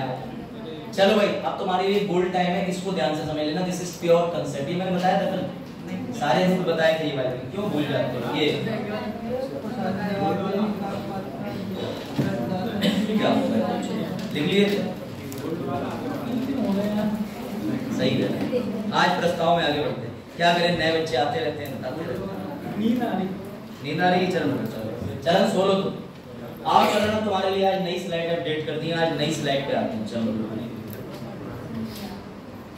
अब तुमसे एक बेसिक सवाल मैं पूछता हूँ, वो बताओ विश्वास प्रस्ताव क्या है? बताओ। चरण बताएंगे, चरण का तीसरा दिन है। हाँ अभी रुक जाओ, अभी पता चलेगा इन्हें पावर ऑफ रिवीजन, ये बहुत इंपॉर्टेंट चैप्टर है। कॉपी बिना खोले बताएं। हाँ चरण बताओ, रुक जाओ। विश्वास प्रस्ताव पे बड़ा इंपॉर्टेंट चीज आज तुम्हें देखने को मिलेगी, इसलिए मैं लिख के लाया हूं। बताओ बताओ चरण, बाकी सब नींद आ रही हो, देखो इधर। तीसरा दिन है आज, तो नींद आ रही है, अभी खुलेंगी आंखें। अरे सर पढ़ा हुआ मूंछों में नहीं लिखा है। हाँ देखो, धन्यवाद प्रस्ताव क्या है? धन्यवाद प्रस्ताव बताओ, मैं आगे पीछे घूम लूं, हो सकता है मैं याद आ जाए कॉपी देख। हाँ इधर पीछे धन्यवाद प्रस्ताव, उस लेक्चर के बाद हम थैंक यू कह देते हैं, वही होता है। हे प्रभु क्या होगा इस राष्ट्र में? बता दूं मैं, दोबारा बता दूं? चलो हाँ क्या हुआ, क्या हुआ सर? हाँ तो बताओ, और क्या बताओ? तुम्हें खड़े प्रस्ताव बताओ, बताओ हाँ। नहीं बताओगे अपने मन में रखोगे, गलत बात। चलो देखिए आप समझो ध्यान से। आज मोशन तो मैं एक बार रिवाइज करा रहा हूँ, फिर हम चरण के लिए स्पेशली जो स्लाइड लाए हैं वो जरूर मैं चरण के लिए फोकस करके दिखाऊंगा। अरे बस ताली नहीं बजानी। चरण के लिए जब सब लोग काम करते करते भैया थक जाएंगे तो कौन सा मोशन काम पास किया जाता है? इसे बोलते हैं अनिश्चित काल के लिए स्थगन, एडजॉर्नमेंट सिने। अब ध्यान से समझना, कई तरीके के मोशन होते हैं, उसमें एक मोशन है विश्वास प्रस्ताव, यानी इसे बोलते हैं विश्वास। अब इसमें गेम सुनना बड़ा अच्छे से, सोनू आप फोकस हो जाना 100%। चरण समझो, ये रेशियो तुम्हें समझना बहुत जरूरी है। लोकसभा में कितनी सीटें हैं वर्तमान में भरी हुई? 5 छोड़ के सीधा जवाब दो ना। ये मेरे पापा का नाम क्या तुम कह रहे हो, हमारे चाचा के भैया, ऐसे थोड़ी होता है। हाँ 5 बता। सुनो, सरकार को भैया अपनी सरकार बहुमत के लिए चरण कितनी सीटें चाहिए? 545 की 51% समझ लो, या 50% प्लस। खत्म, कोई दिक्कत, कोई समस्या? अब ध्यान से समझना, जिस दिन नया सत्र लगेगा, नई सरकार बन के आएगी, सबसे पहले दिन संसद को कौन संबोधित करता है? राष्ट्रपति करता है। उस दिन राष्ट्रपति सिर्फ संबोधित नहीं करते, राष्ट्रपति जी जाते हैं और जा करके वहां एक शब्द बोलते हैं कि यहाँ पर जो भी मेजॉरिटी पार्टी आई है, जिसको सबसे ज्यादा वोट मिले हैं, जिसको सबसे ज्यादा पोल मिला है, वो आगे आए। मेरी बात समझना। तभी अचानक से उस सरकार में एक व्यक्ति उठता है, वो उसको डिक्लेयर कर देते हैं राष्ट्रपति जी प्राइम मिनिस्टर। क्या डिक्लेयर कर देते हैं? लेकिन जैसे ही प्राइम मिनिस्टर डिक्लेयर होते हैं, अभी सरकार नहीं बनी, अभी सबसे पहले राष्ट्रपति जी कहते हैं कि आइए प्राइम मिनिस्टर जी, और यहाँ आकर के विश्वास प्रस्ताव पारित कराइए। मेरी बात समझना, ये सिचुएशन बहुत ज्यादा क्रिटिकल है, इसको समझना। प्योर कंसेप्ट, सरकार बनके सदन में पहुंची चरण, उसके बाद सरकार से राष्ट्रपति जी गए संबोधन करने। उन्होंने ये कहा कि तुम सब में से कौन सबसे ज्यादा पोल जीत के आया है, तो भैया सबने हाथ खड़े करे। उसी में से एक व्यक्ति को उन्होंने प्राइम मिनिस्टर बना दिया। पता है ना, राष्ट्रपति चुनते हैं प्राइम मिनिस्टर, फिर उनकी सलाह पे उन्हें मंत्रिमंडल चुनना होता है। अब सुनो ध्यान से, जैसे उन्होंने प्राइम मिनिस्टर जी को चुन लिया, प्राइम मिनिस्टर को आगे बुलाया और बोले कि अब तुम्हारे पर सबको विश्वास है या तुम्हारी सरकार पे नहीं है, इसके लिए एक बिल पारित कराओ। उस बिल का नाम है विश्वास प्रस्ताव। मेरी बात ध्यान से समझना। अब जैसे ही मोदी जी मूव करेंगे विश्वास प्रस्ताव, तो वो देखेंगे कि सभी ने हाथ खड़े कर दिए, जितनी भी लोग थे 273 प्लस, सबने कहा मोदी जी हम तुम्हारे समर्थन में। आइस, AYES, आइस, वहां पे एस को बोलते हैं आइस और नोज को नोज, NOS बोलते हैं, ठीक है। अभी भी तुम्हें एक चीज समझ में आई कि नहीं? हमारी संसद का नियम है कि कार्यपालिका किसके प्रति उत्तरदायी है, लेकिन बेटा इनसे कहा किसने कि तुम आओ और सरकार सिद्ध करो? राष्ट्रपति ने। राष्ट्रपति कौन है? कार्यपालिका। प्राइम मिनिस्टर कौन है? तो फिर यहाँ पर थ्योरी उल्टी कैसे हो गई? कार्यपालिका ने कार्यपालिका के प्रति कैसे उत्तरदायित्व कर दिया? इसीलिए मैं तुम्हें ये बात बता रहा हूँ कि यहाँ पर इस मोशन को समझना। जैसे ही राष्ट्रपति जी प्राइम मिनिस्टर के लिए वोटिंग करा करके कहते हैं कि तुम आगे आ जाओ, तुम्हारी सरकार के ये प्राइम मिनिस्टर हो गए, उसी समय प्राइम मिनिस्टर को जितने भी लेजिस्लेटिव बैठे हुए हैं उनके प्रति विश्वास प्रस्ताव पारित कराना है। और अगर मोदी जी फेल हो गए विश्वास प्रस्ताव पारित कराने में, तो क्या होगा? तो भैया सरकार गई। विश्वास प्रस्ताव की बात कर रहा हूं मैं, शुक्रिया प्रस्ताव की बात नहीं कर रहा। अगर विश्वास प्रस्ताव विफल हो गया तो सरकार चली जाएगी, ये ध्यान रखना।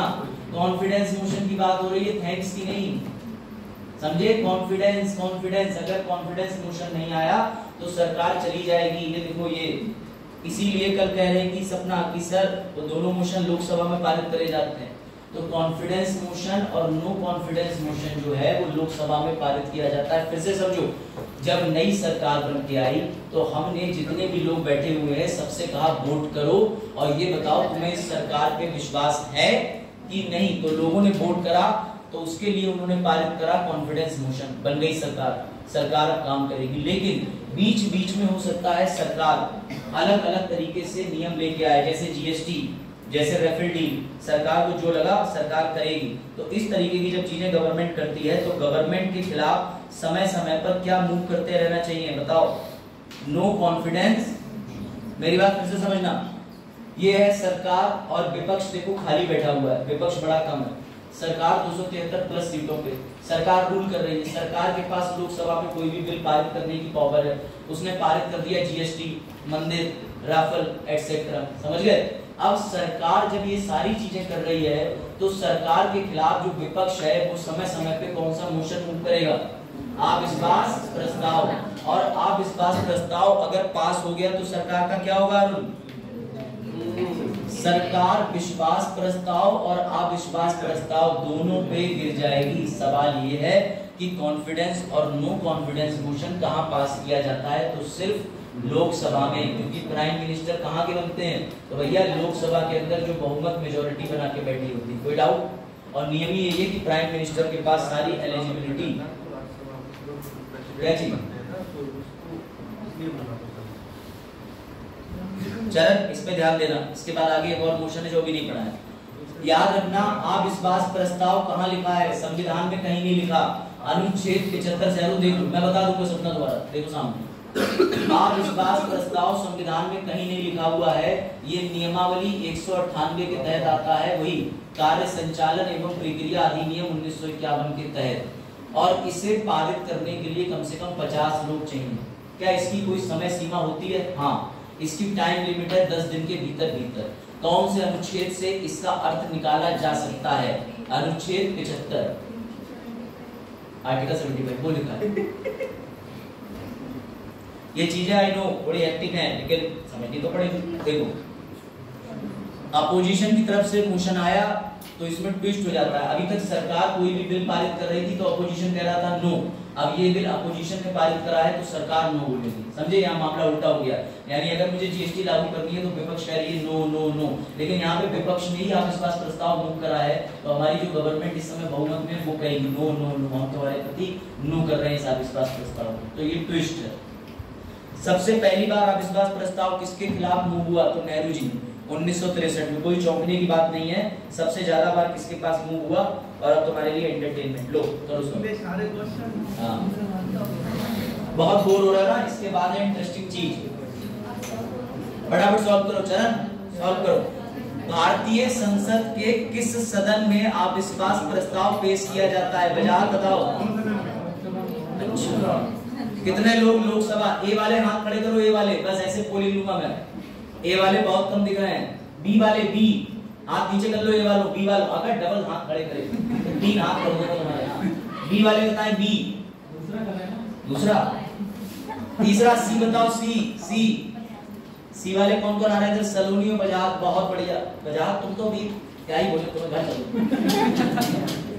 बी वाला कोई है? D D.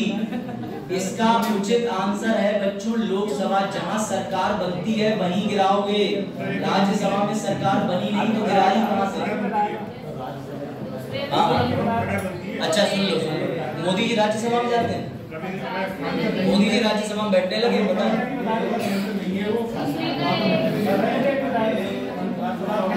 उत्तर सुनो। उत्तर, इसका उत्तर है लोकसभा। बस उसके बाद लिखित में अगर ले आओ तो ले आओ। अगला प्रश्न, अगला। अच्छा क्या है अगला?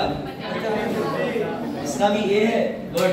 अविश्वास प्रस्ताव को स्वीकार करने के लिए लोकसभा में कितने सदस्यों का समर्थन करना आवश्यक है? 1। अब इसका उत्तर दो। अविश्वास प्रस्ताव स्वीकृत होने के बाद सरकार को अपना बहुमत साबित करने के लिए, इसका आंसर है 10 दिन। अभी को अभी अटकाता हूं, कहीं कटोगे। आप बताओ, अगर अविश्वास प्रस्ताव पारित हो गया तो क्या होगा बच्चों? बताओ, बताओ।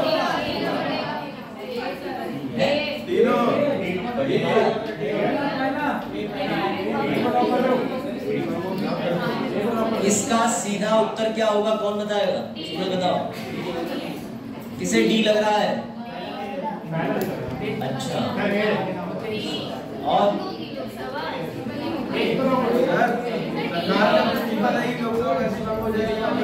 इसका आंसर सिर्फ ए है, सिर्फ ए। एक्स्ट्रा ज्ञानी ना जाए जो सिर्फ आर्टिकल के अंदर सब भैया जे देखो, जे जे जे पढ़ो, जे जे नियम 198 सिर्फ कहता है कि भैया जैसे ही तुम्हारा ये पारित हो गया सरकार को इस्तीफा देना होगा। मैं तुम्हें कहीं और लेके नहीं गया, जो 198 कह रहा है। अभी और क्वेश्चन बचे, बताओ। पूजा पढ़ने वाला अब तुमसे ऐसे एमसीक्यू सॉल्व होंगे हर टॉपिक के बाद, यही पढ़ाने पास में। अच्छा, ये वाला बताया नहीं है तभी तो प्रश्न डाला है कि तुम उत्तर दे पाए तो सही, नहीं तो मैं बताऊंगा। पहले ही वाला तो उत्तर दे दो, दो अविश्वास वाला नहीं। इसका उत्तर याद रखना ट्रिक से। दो सत्रों के बीच कितना मैक्सिमम गैप हो जाएगा है, बस इसका भी उत्तर 6 महीने याद रहेगा। लो अब ये बताओ,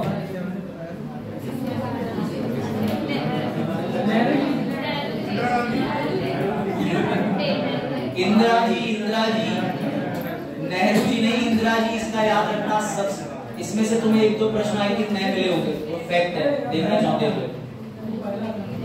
ठीक। इंदिरा जी इसका आंसर समझ गए। यूपीएससी वाले डालते थे नहीं है आगे, ये भी यूपीएससी में 1983-84 में पूछे जाते रहे होंगे। हाँ ये बात सही है, पहले यूपीएससी का पेपर बहुत आसान था। हाँ पहले आसान था, देखो तो पहले ये थी नहीं चरण दे हम नहीं थे ना, तुम नहीं थे। अब जब तुम हो तो सोचो देश में कितनी, जब ये है तो देश में कोविड आ रहा है, जब ये है तो नोटबंदी हो रही है, जब ये है तो देश की अर्थव्यवस्था गिर रही है। भैया तुम ना आगे बढ़ जाओ। देखो मैं तो कह रहा हूँ विपक्ष मुझे ले ले, देखो ये इधर देखो सामने, जिसने बनाई थी पंडित नेहरू जी की सरकार वही ले आए उनके खिलाफ पहला अविश्वास प्रस्ताव। ये घटना तो पिछले साल अभ्युदय की लगती है। क्लैप करनी चाहिए तो इसे कहते हैं high level of creativity beyond the universe. अब समझो, नए बच्चे इन बातों पे गौर ना दें, इसके लिए तुम्हें टर्म्स एंड कंडीशन पढ़नी पड़ेगी। पिछले साल की वीडियो देखो, समझो। नो कॉन्फिडेंस मोशन 1962 के बाद आया था, जस्ट 63 में। क्यों? जेपी कृपलानी ने मूव कर दिया था, क्योंकि भैया उस समय चीन के साथ ये तथ्य पढ़ लेना। और सुनो, मोदी सरकार के खिलाफ अब तक 2 बार अविश्वास प्रस्ताव आ चुके हैं। जो अभी तुमने राहुल गांधी जी वाला मैटर देखा था कि विपक्ष लेके आया था, वो दूसरी बार था। इससे पहली बार 2018 में भी आया था, लेकिन हमारे मोदी जी की पॉपुलैरिटी इतनी है, हमारे पीएम जी ने काम इतने सारे करे हैं कि उनके खिलाफ नो कॉन्फिडेंस मोशन के बड़े कम वोट पड़ते हैं। यानी 126 लोग ही उनके विरोध में खड़े हो पाए थे, 325 लोग उनके समर्थन में थे। ऐसे इस बार भी हुआ, 124 या 150 के आसपास लोग उनके अगेंस्ट थे और मेजॉरिटी फिर से उनके पास थी। कोई डाउट? तो ये नो कॉन्फिडेंस मोशन लाए जाते रहे, इसलिए मैं तुम्हें बता रहा हूँ कि ये चीज बोरिंग जरूर है, लेकिन तुम्हें न्यूज़पेपर में मिल जाएगी। और बोरिंग क्या, सिलेबस में तो पढ़नी पड़ेगी, ये बता चुका हूँ मैं। चलो ठीक है, लेट लतीफ वाला ये हो गया था खबर।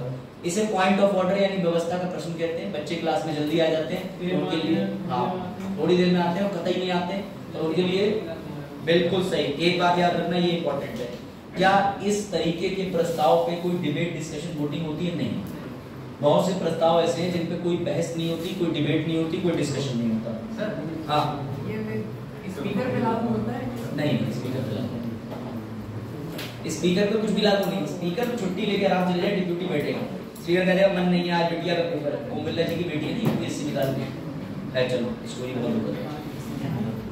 ये भी समझो, ये वाला तो मैं बता चुका हूँ। निंदा प्रस्ताव भी तुम्हें बता दिया है। निंदा प्रस्ताव ये है कि भैया किसी मंत्री ने तुम्हें बैठे बैठे बगल में घूर के देखा और तुमसे कह दिया अगर तुमने बिल पारिश नहीं करा तो भैया बाहर मिलिए तू, तो समझ रहे हो? खड़े के कहाँ गई सपना, खड़े के मारे देखो। तो भैया ऐसी जो धमकियां देगा उसके खिलाफ निंदा प्रस्ताव पारित किया जाएगा। और सिर्फ निंदा प्रस्ताव इसी में काम नहीं आता, तुम किसी के लिए डेरोगेटरी रिमार्क दे दो, किसी महिला के लिए कोई गलत टिप्पणी कर दो, तब भी निंदा प्रस्ताव पारित किया जाता है। सर ऐसा प्रस्ताव पारित किया गया है? हाँ, बहुत से ऐसे प्रस्ताव पारित होते रहे। अब आ जाओ, अब चरण के मतलब की चीजें आई हैं। इसे कहते हैं बेटा ध्यान आकर्षण प्रस्ताव। कौन सा प्रस्ताव? ध्यान आकर्षण प्रस्ताव। हाँ बिल्कुल बिल्कुल सही। अब जितने लोग सो रहे हैं वो जरा जाग जाए, क्योंकि तुम्हें बार 3 बार मैं रिवाइज करा चुका हूँ संसद, उसके बावजूद भी उत्तर नहीं आ रहा। तो तुम में है, मुझे रट्टा लग चुका है बहुत तगड़ा। घर जाके एमसीक्यू लगा लेना संसद के, वरना आप भी पूछते घूमोगे फेडरलिज्म क्या है। आज लास्ट टाइम तुम्हें समझाई थी तीनों चीजें, अब मुझे तुम्हें 3 एक्स्ट्रा लेक्चर अपनी तरफ से देने पड़े, तो 6000 का आज के बाद संसद आज के बाद मोशन, बिल, बजट ये सब चलेगा, हो गई संसद। आलोक की छुट्टी मान ली, बोले अरे फिर संसद ही चलेगी। चलो भाई देखो, बहुत लंबा डिस्कशन कर लिया हमने संसद पे।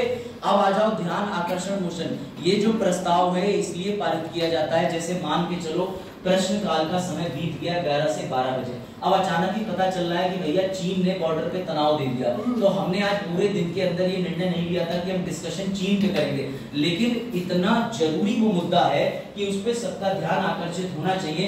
तो तुरंत ही स्पीकर महोदय के पास कोई भी मंत्री जाएगा और कहेगा तुरंत ही चीन के मुद्दे पर बहस या डिबेट कराइए। इसी मोशन को बेटा बोला जाता है कॉलिंग अटेंशन मोशन, यानी ध्यान आकर्षण प्रस्ताव। कोई डाउट? सिमी, इधर कोई डाउट? इधर आगे क्या नाम?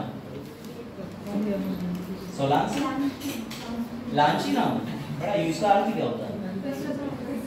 एलियन तो मैं तो हम बता देंगे। जैसे लांची, सूरज ने इसलिए पूछा कि मीनिंग लांची, लांची से मतलब क्या होता है? वैसे यूनिक नेम है। कोई बात, जिन्होंने तुम्हारा पंडित जी ने नामकरण करा था वो जरूर खिसियाए हुए घर से कुछ भी रख देंगे। देखो भैया कॉलिंग अटेंशन, अब सुनो ध्यान से, मैंने हर मोशन के साथ जानबूझ के अंडरलाइन करा है। क्यों भैया? ये प्रस्ताव लोकसभा राज्यसभा दोनों में पारित किया जा सकता है। सर कहाँ लिखा है? ये पढ़ो, ये this proposal can be presented in both Rajya Sabha Lok Sabha. अब हर कहाँ क्या हुआ? ये देखो सामने। अच्छा तो अब देखो, अब देखो, अब ठीक है। तो ये लिखा है लोकसभा राज्यसभा, तुम इधर समझ रहे हो?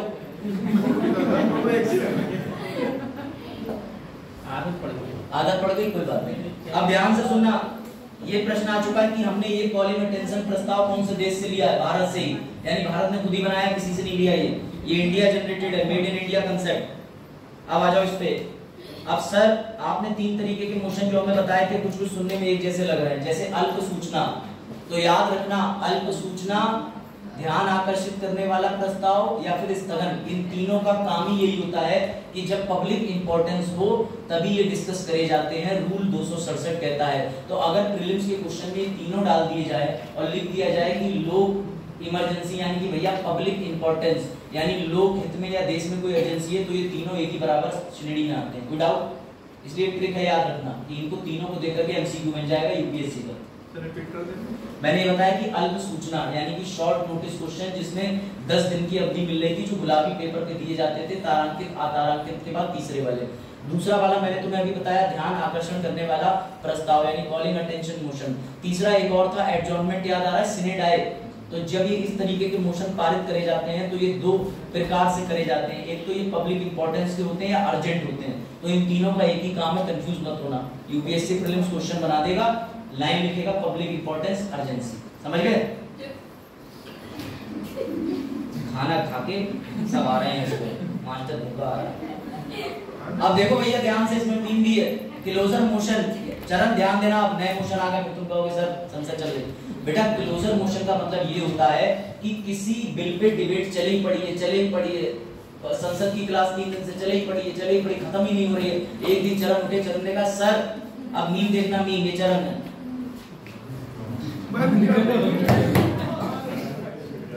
आपसे गुजारिश करता हूँ सर बंद करो संसद, ठीक है? और देखो वकील साहब वेरी क्लेवर, तुम्हें इन्हें पहचान भी नहीं मिल रहा है और काम भी हो गया। चेहरा छुपाओ पॉलिसी के तहत। देखो आर्टिकल 31, बड़े लोग सब। अब देखो ध्यान से, कौन है ये? कौन है? ये पूरी वकालत का करियर चौपट करने के लगे, नाम ही बोल देंगे तो छुपाने का मतलब। देखो ये वही है जिनका नंबर आप अलग तरीके से फीड करके रखिएगा। जब फोन आता मम्मी को देख चौकी से फोन आ रहा था होगा। चलो देखो भैया, एक दिन बहुत मोशन पे डिबेट चल रही, डिस्कशन चल रही, होते चरण खड़े हुए हमारे संसद के अंदर। चरण बोले ये पकड़ो, तो स्पीकर बोले बेटा ये क्या है? बोले ये है समापन प्रस्ताव। कौन सा प्रस्ताव?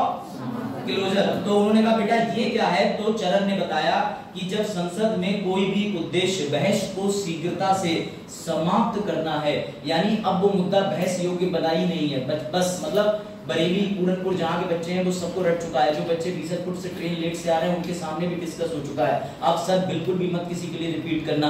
तो जब उसी बहस को आगे नहीं ले जाया जाना है, ऐसे में संसद के अंदर पारित होता है क्लोजर।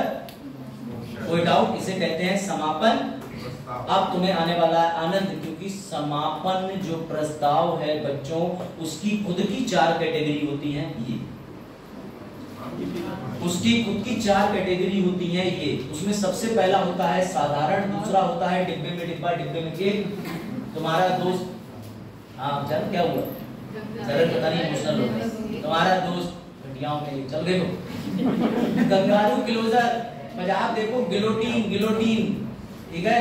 आप समझ लो, ये सारे के सारे समझ लो, ये इंपॉर्टेंट है। ये स्लाइड अब इस बार अपडेट करी गई है, क्योंकि इस पर मेंस में क्वेश्चन आ चुका है, तो तुम्हें मेंस के हिसाब से स्लाइड अपडेट करी जा रही है कि उसमें मसाला भी मिल जाए, मैगी मसाला नहीं। ये छोटा कर देना चाहिए। मतलब एक दिन सुबह मैगी खा रही थी और मैसेज आया, सर आपकी मैगी में क्या है? मेरी मैगी में नमक है। मैंने कहा मेरी मैगी में सीसा है, लेट। चलो पर्यावरण के टीचर तुम्हारे पढ़ाएंगे वो खुद ही बताएंगे। चलो भाई जावेद देखो इधर, जावेद गए समापन करवाने चरण के साथ पीछे पीछे। स्पीकर ने कह दिया चरण तो जो है वो समापन नोटिस लेके आए हैं, देखो ध्यान से सब लोग। अब नई स्लाइड में आज नया मसाला है, देखो नचड़ के कहाँ की गर्दन की जा रहे तो सेव हो जाएगा। देखो जैसे ही चरण क्लोजर मोशन लेके गए, तभी स्पीकर साहब ने कहा कि तुम कौन सा क्लोजर मोशन लाए हो। तो चरण को पता ही नहीं था।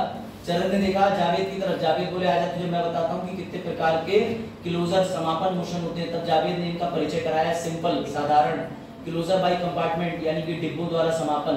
और फिर तीसरे वाले में जब बताने की बारी आई तो हमारे जो जावेद थे वो एक सीट पे बैठे, दूसरी सीट पे कूद गए, बोले कंगारू मोशन, ठीक है।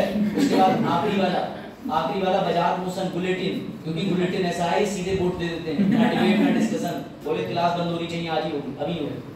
समझे भैया? आप समझो, एंजॉय करो। सबसे पहला जो साधारण वाला है उसमें सिंपल सी बात है, इस क्लोजर मोशन को तब पारित किया जाता है जब आर्टिकल के अंदर एक एक शब्द पे डिबेट डिस्कशन हो चुका है कई बार। मंत्री जी फिर से वही बात कह रहे हैं, आर्टिकल 1 गलत है, वो कह रहे हैं आर्टिकल 1 सही है। इसके एक एक कॉमा ध्यान दो, सामने बजावत, उन्हें मत परेशान करो, उन्हें आईएएस बनना है, तुम्हारी तरफ पैट नहीं देना। देखो इधर वेरी गुड, बहुत बढ़िया। तो फिर क्लास में क्या कर रहे हो तुम? उसके लिए तो तुम जाओ सारी डिग्रियां जला दो। अच्छा चलो देखो, तो भैया डिबेट सुनो। अब एक एक पॉइंट पर, एक एक पहलू पर जब चर्चा हो चुकी होती है तो साधारण समापन प्रस्ताव पारित करने के लिए एक मंत्री जी उठते हैं, वो कहते हैं ये पकड़ो। अगर ये पारित हो जाता है तो वो मुद्दा वहीं खत्म हो जाता है, कोई डाउट? उसके बाद भी ये वाला सबसे इंटरेस्टिंग है, जिसे हम बोलते हैं क्लोजर बाय कंपार्टमेंट यानी डिब्बों द्वारा समापन। इसमें दिन डिसाइड कर दिए जाते हैं कि कल सोमवार को उस बिल पर वोट दिया जाएगा। फिर एक बार हम उस पर पुनः वोट देंगे बुधवार को, एक बार पुनः वोट देंगे शुक्रवार को। तो तुम्हें स्टेप दिख रही होगी। स्टेप का मतलब ये कि 1 2 3 करके बार बार वोटिंग ली जा रही है। इसे कहते हैं क्लोजर बाय कंपार्टमेंट या डिब्बे द्वारा। देख तुम तीनों लोग ज्यादा जानते हो, इधर देखो सामने, डिब्बों द्वारा समापन। डिब्बों द्वारा समापन करने के लिए अलग अलग दिन पर अलग अलग प्रतिक्रिया और प्रक्रिया दी जाती है। कोई दिक्कत? बढ़े आगे? अब आप पूछो, बता दूं? सही। अब ये वाला समझो एग्जांपल के साथ, डिब्बों वाला। इसमें ये है कि जैसे हमने डिबेट करा, डिस्कशन कर ली, अब वोट होना है। आज हम वोट ले सकते हैं, लेकिन हम आज नहीं लेंगे वोट प्रस्ताव का, कि प्रस्ताव के लिए कितने लोग सहमत हैं, कितने लोग सहमत नहीं, ठीक। अब जैसे ये वोट होना है, इस वोट को हम आज नहीं लेते, हमने 3 दिन बनाया। हमने कहा मंडे वाले दिन वोट करना, एक बार वेडनेसडे को करना, एक बार फ्राइडे को करना, क्योंकि मुद्दा इतना जटिल है कि एक बार में सारे सदस्य मौजूद नहीं है। अगली छुट्टी पकड़ के देखेंगे, हो सकता है सब आ जाए, तीसरी छुट्टी पकड़ के देखेंगे, हो सकता है एक भी जना एब्सेंट ना हो। इस वजह से हमने ये व्यवस्था बनाई है। जब काफी ज्यादा, हाँ, इसके दिन फिक्स का मतलब ये है कि इसे अलग अलग टाइम पे हम कर सकते हैं, कोई दिन फिक्स नहीं। मंडे ट्यूसडे वेडनेसडे कर लो, चाहे मंडे फ्राइडे सैटरडे कर लो, सब आपके ऊपर, कोई दिक्कत। लेकिन समापन करो, यानी अब वोट बचा है, वोट करा के बिल्कुल खत्म करो, बिल्कुल ज्यादा लंबा ना लेके जाओ। उसके बाद कंगारू। कंगारू का मतलब ये होता है कि मैंने सुरभि की कॉपी उठाई और इस कॉपी के अंदर मैंने पढ़ा पहली लाइन, फिर पढ़ी बीच में एक लाइन, फिर पढ़ी लास्ट में। सर उसने पूरा पैराग्राफ लिखा है, भेदभाव क्यों कर रहे हो? क्यों? क्योंकि जो इंपॉर्टेंट पॉइंट है मैं सिर्फ वही पढ़ूंगा। यानी कंगारू वाले के अंदर आप इंपॉर्टेंट पॉइंट पे जंप करते रहते हो, बीच की फालतू चीजें नहीं पढ़ते हो, कोई दिक्कत? इसे कहते हैं कंगारू क्लोजर मोशन। कोई डाउट? बजाव समझ आ रहा है? लास्ट वाला बुलेटिन मोशन है सबसे बढ़िया। इसमें मैं तुम्हारे लिए एक दुख व्यक्त करता हूं, तुम्हें मजा आ जाएगा। मुझे ये बताओ, लोकसभा को बिल पारित करना है, लोकसभा को बिल पारित करना है जिसे प्यार से जीएसटी कहते हैं, या जीएसटी पारित हो गया, एक नया बिल ले लेते हैं। लोकसभा चाह रही है कि हम ऐसा बिल पारित कर दें, ऐसे यूसीसी की बात कर लेते हैं, अरुण ने करंट में बता दिया। अगर यूसीसी बिल पारित करना है तो लोकसभा ने बिल इंट्रोड्यूस करा, जो इस समय वर्तमान में सरकार बहुमत में है, तो क्या वो बिल रुकेगा? क्या वो बिल रुकेगा? क्या वो बिल रुकेगा लोकसभा में? जिसके पास 545 में से उदाहरण ले लो 300 सीटें हैं, क्या वो बिल पास नहीं कर सकता? तो तुम बेवकूफ किसे बना रहे हो कि तुम बैठ के डिबेट कर रहे हो, डिस्कशन कर रहे हो, वोटिंग कराओगे तो तुम्हें जीतना ही जीतना है। यही बात बुलेटिन मोशन कहता है। यानी जब बिल के अंदर साफ साफ दिख रहा है कि तुम्हारी सरकार मेजॉरिटी में बिल को पास कर ही लेगी, तो सीधे प्राइम मिनिस्टर उठ के जाते हैं स्पीकर महोदय के पास और साफ कहते हैं ना तो डिबेट होगी ना डिस्कशन होगा, सीधे इस पे वोटिंग कराओ। ये होता है बुलेटिन प्रस्ताव। तो फिर सर डिबेट डिस्कशन को हम छोड़ रहे हैं, गलत तो नहीं? बिल्कुल गलत नहीं है, क्योंकि डिबेट डिस्कशन तो हम इसलिए करते आ रहे हैं, एक परंपरा है, ये परंपरा के तहत चल रहा है। अगर सरकार ज्यादा सीटें घेर के बैठी है 545 में से और सबको पता है कि ये बिल पारित करा के मानेंगे ही, जैसे मान के चलो कि उन्होंने बाबरी मस्जिद राम मंदिर कांड के अंदर कह दिया कि ये निर्णय आना चाहिए, तो सबको पता था कि भैया ऐसे करके हाथ खड़े होंगे सभी के। लेकिन मोदी जी चाहें तो बिना डिबेट डिस्कशन करे सीधे वोटिंग करा दें, क्योंकि क्या फायदा डिबेट डिस्कशन का? दिख रहा है। अगर मैं यहाँ पे मेजोरिटी कराऊं कि कितने बच्चे आईएएस बनना चाहते हैं, तो पूरी क्लास। अब मैं बेमतलब में पूछता हूँ, मुझे पता है बैच ही यूपीएससी का लग रहा है, तो मैं तुमसे भैया पैट और एसएससी की बात ही क्यों करूंगा? है नहीं बात? तो जितने भी बच्चे यूपीएससी के उनके हाथ खड़ा करवाने का कोई बेनिफिट तो निकलेगा नहीं।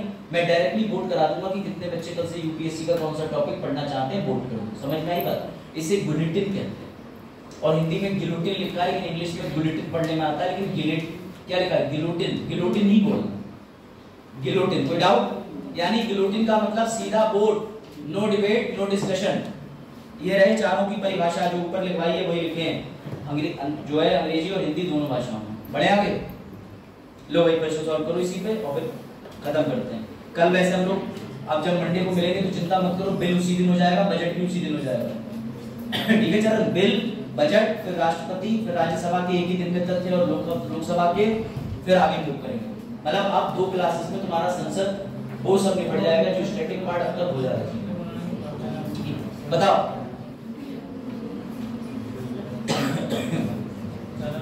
क्लोजर मोशन एक सदस्य द्वारा सदन के समक्ष किसी मामले पर बहस को कम करने के लिए लगाया गया प्रस्ताव है। सरल समापन वह है जो कोई सदस्य यह प्रस्ताव रखता है कि जिस मामले पर पर्याप्त चर्चा हो चुकी है अब उसे मतदान के लिए रखा जाए। बताओ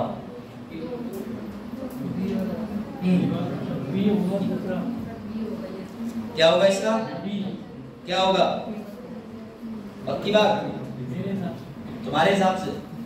फिर से पढ़ो, इसमें लिखा है कि क्लोजर मोशन जो है, यानी क्लोजर मतलब समापन प्रस्ताव, एक सदस्य के द्वारा सदन में समक्ष किसी मामले पर बहस को कम करने के लिए लगाया गया प्रस्ताव है।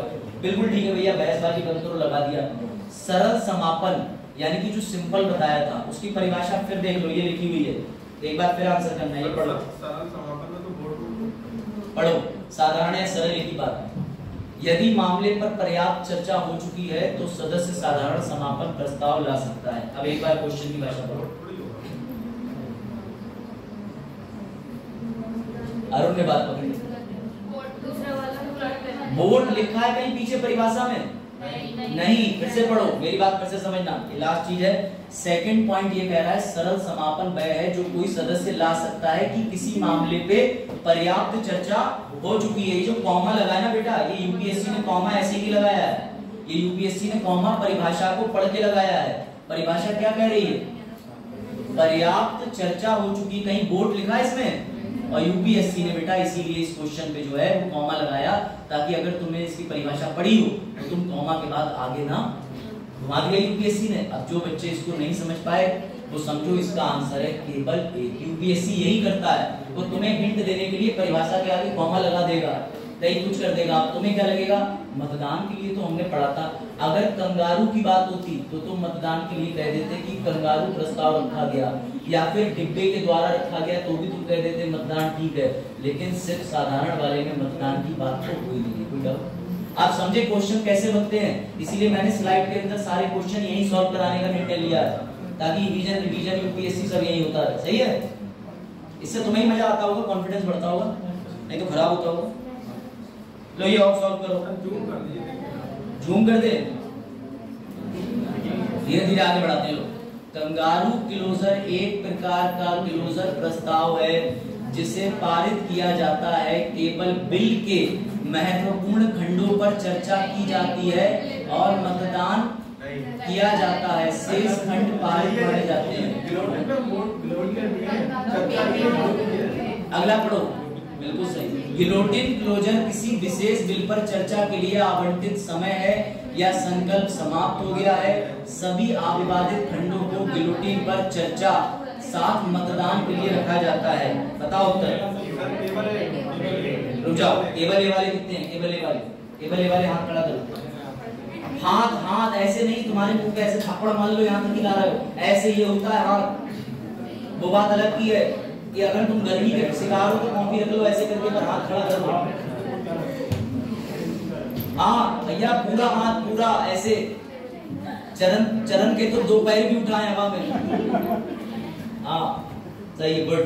इसका आंसर ए है, क्योंकि कंगारू क्लोजर यही तो कहता है कि कूदो इंपॉर्टेंट पॉइंट पे, एक पॉइंट से दूसरे इंपॉर्टेंट पॉइंट पे, उसे ही ले लो। और गिलोटिन जो है यहाँ गलत लिखा हुआ है, गिलोटिन का मतलब होता है सीधे वोटिंग। बस इसी बात पे फोन दिया गया। वीडियो इसका है,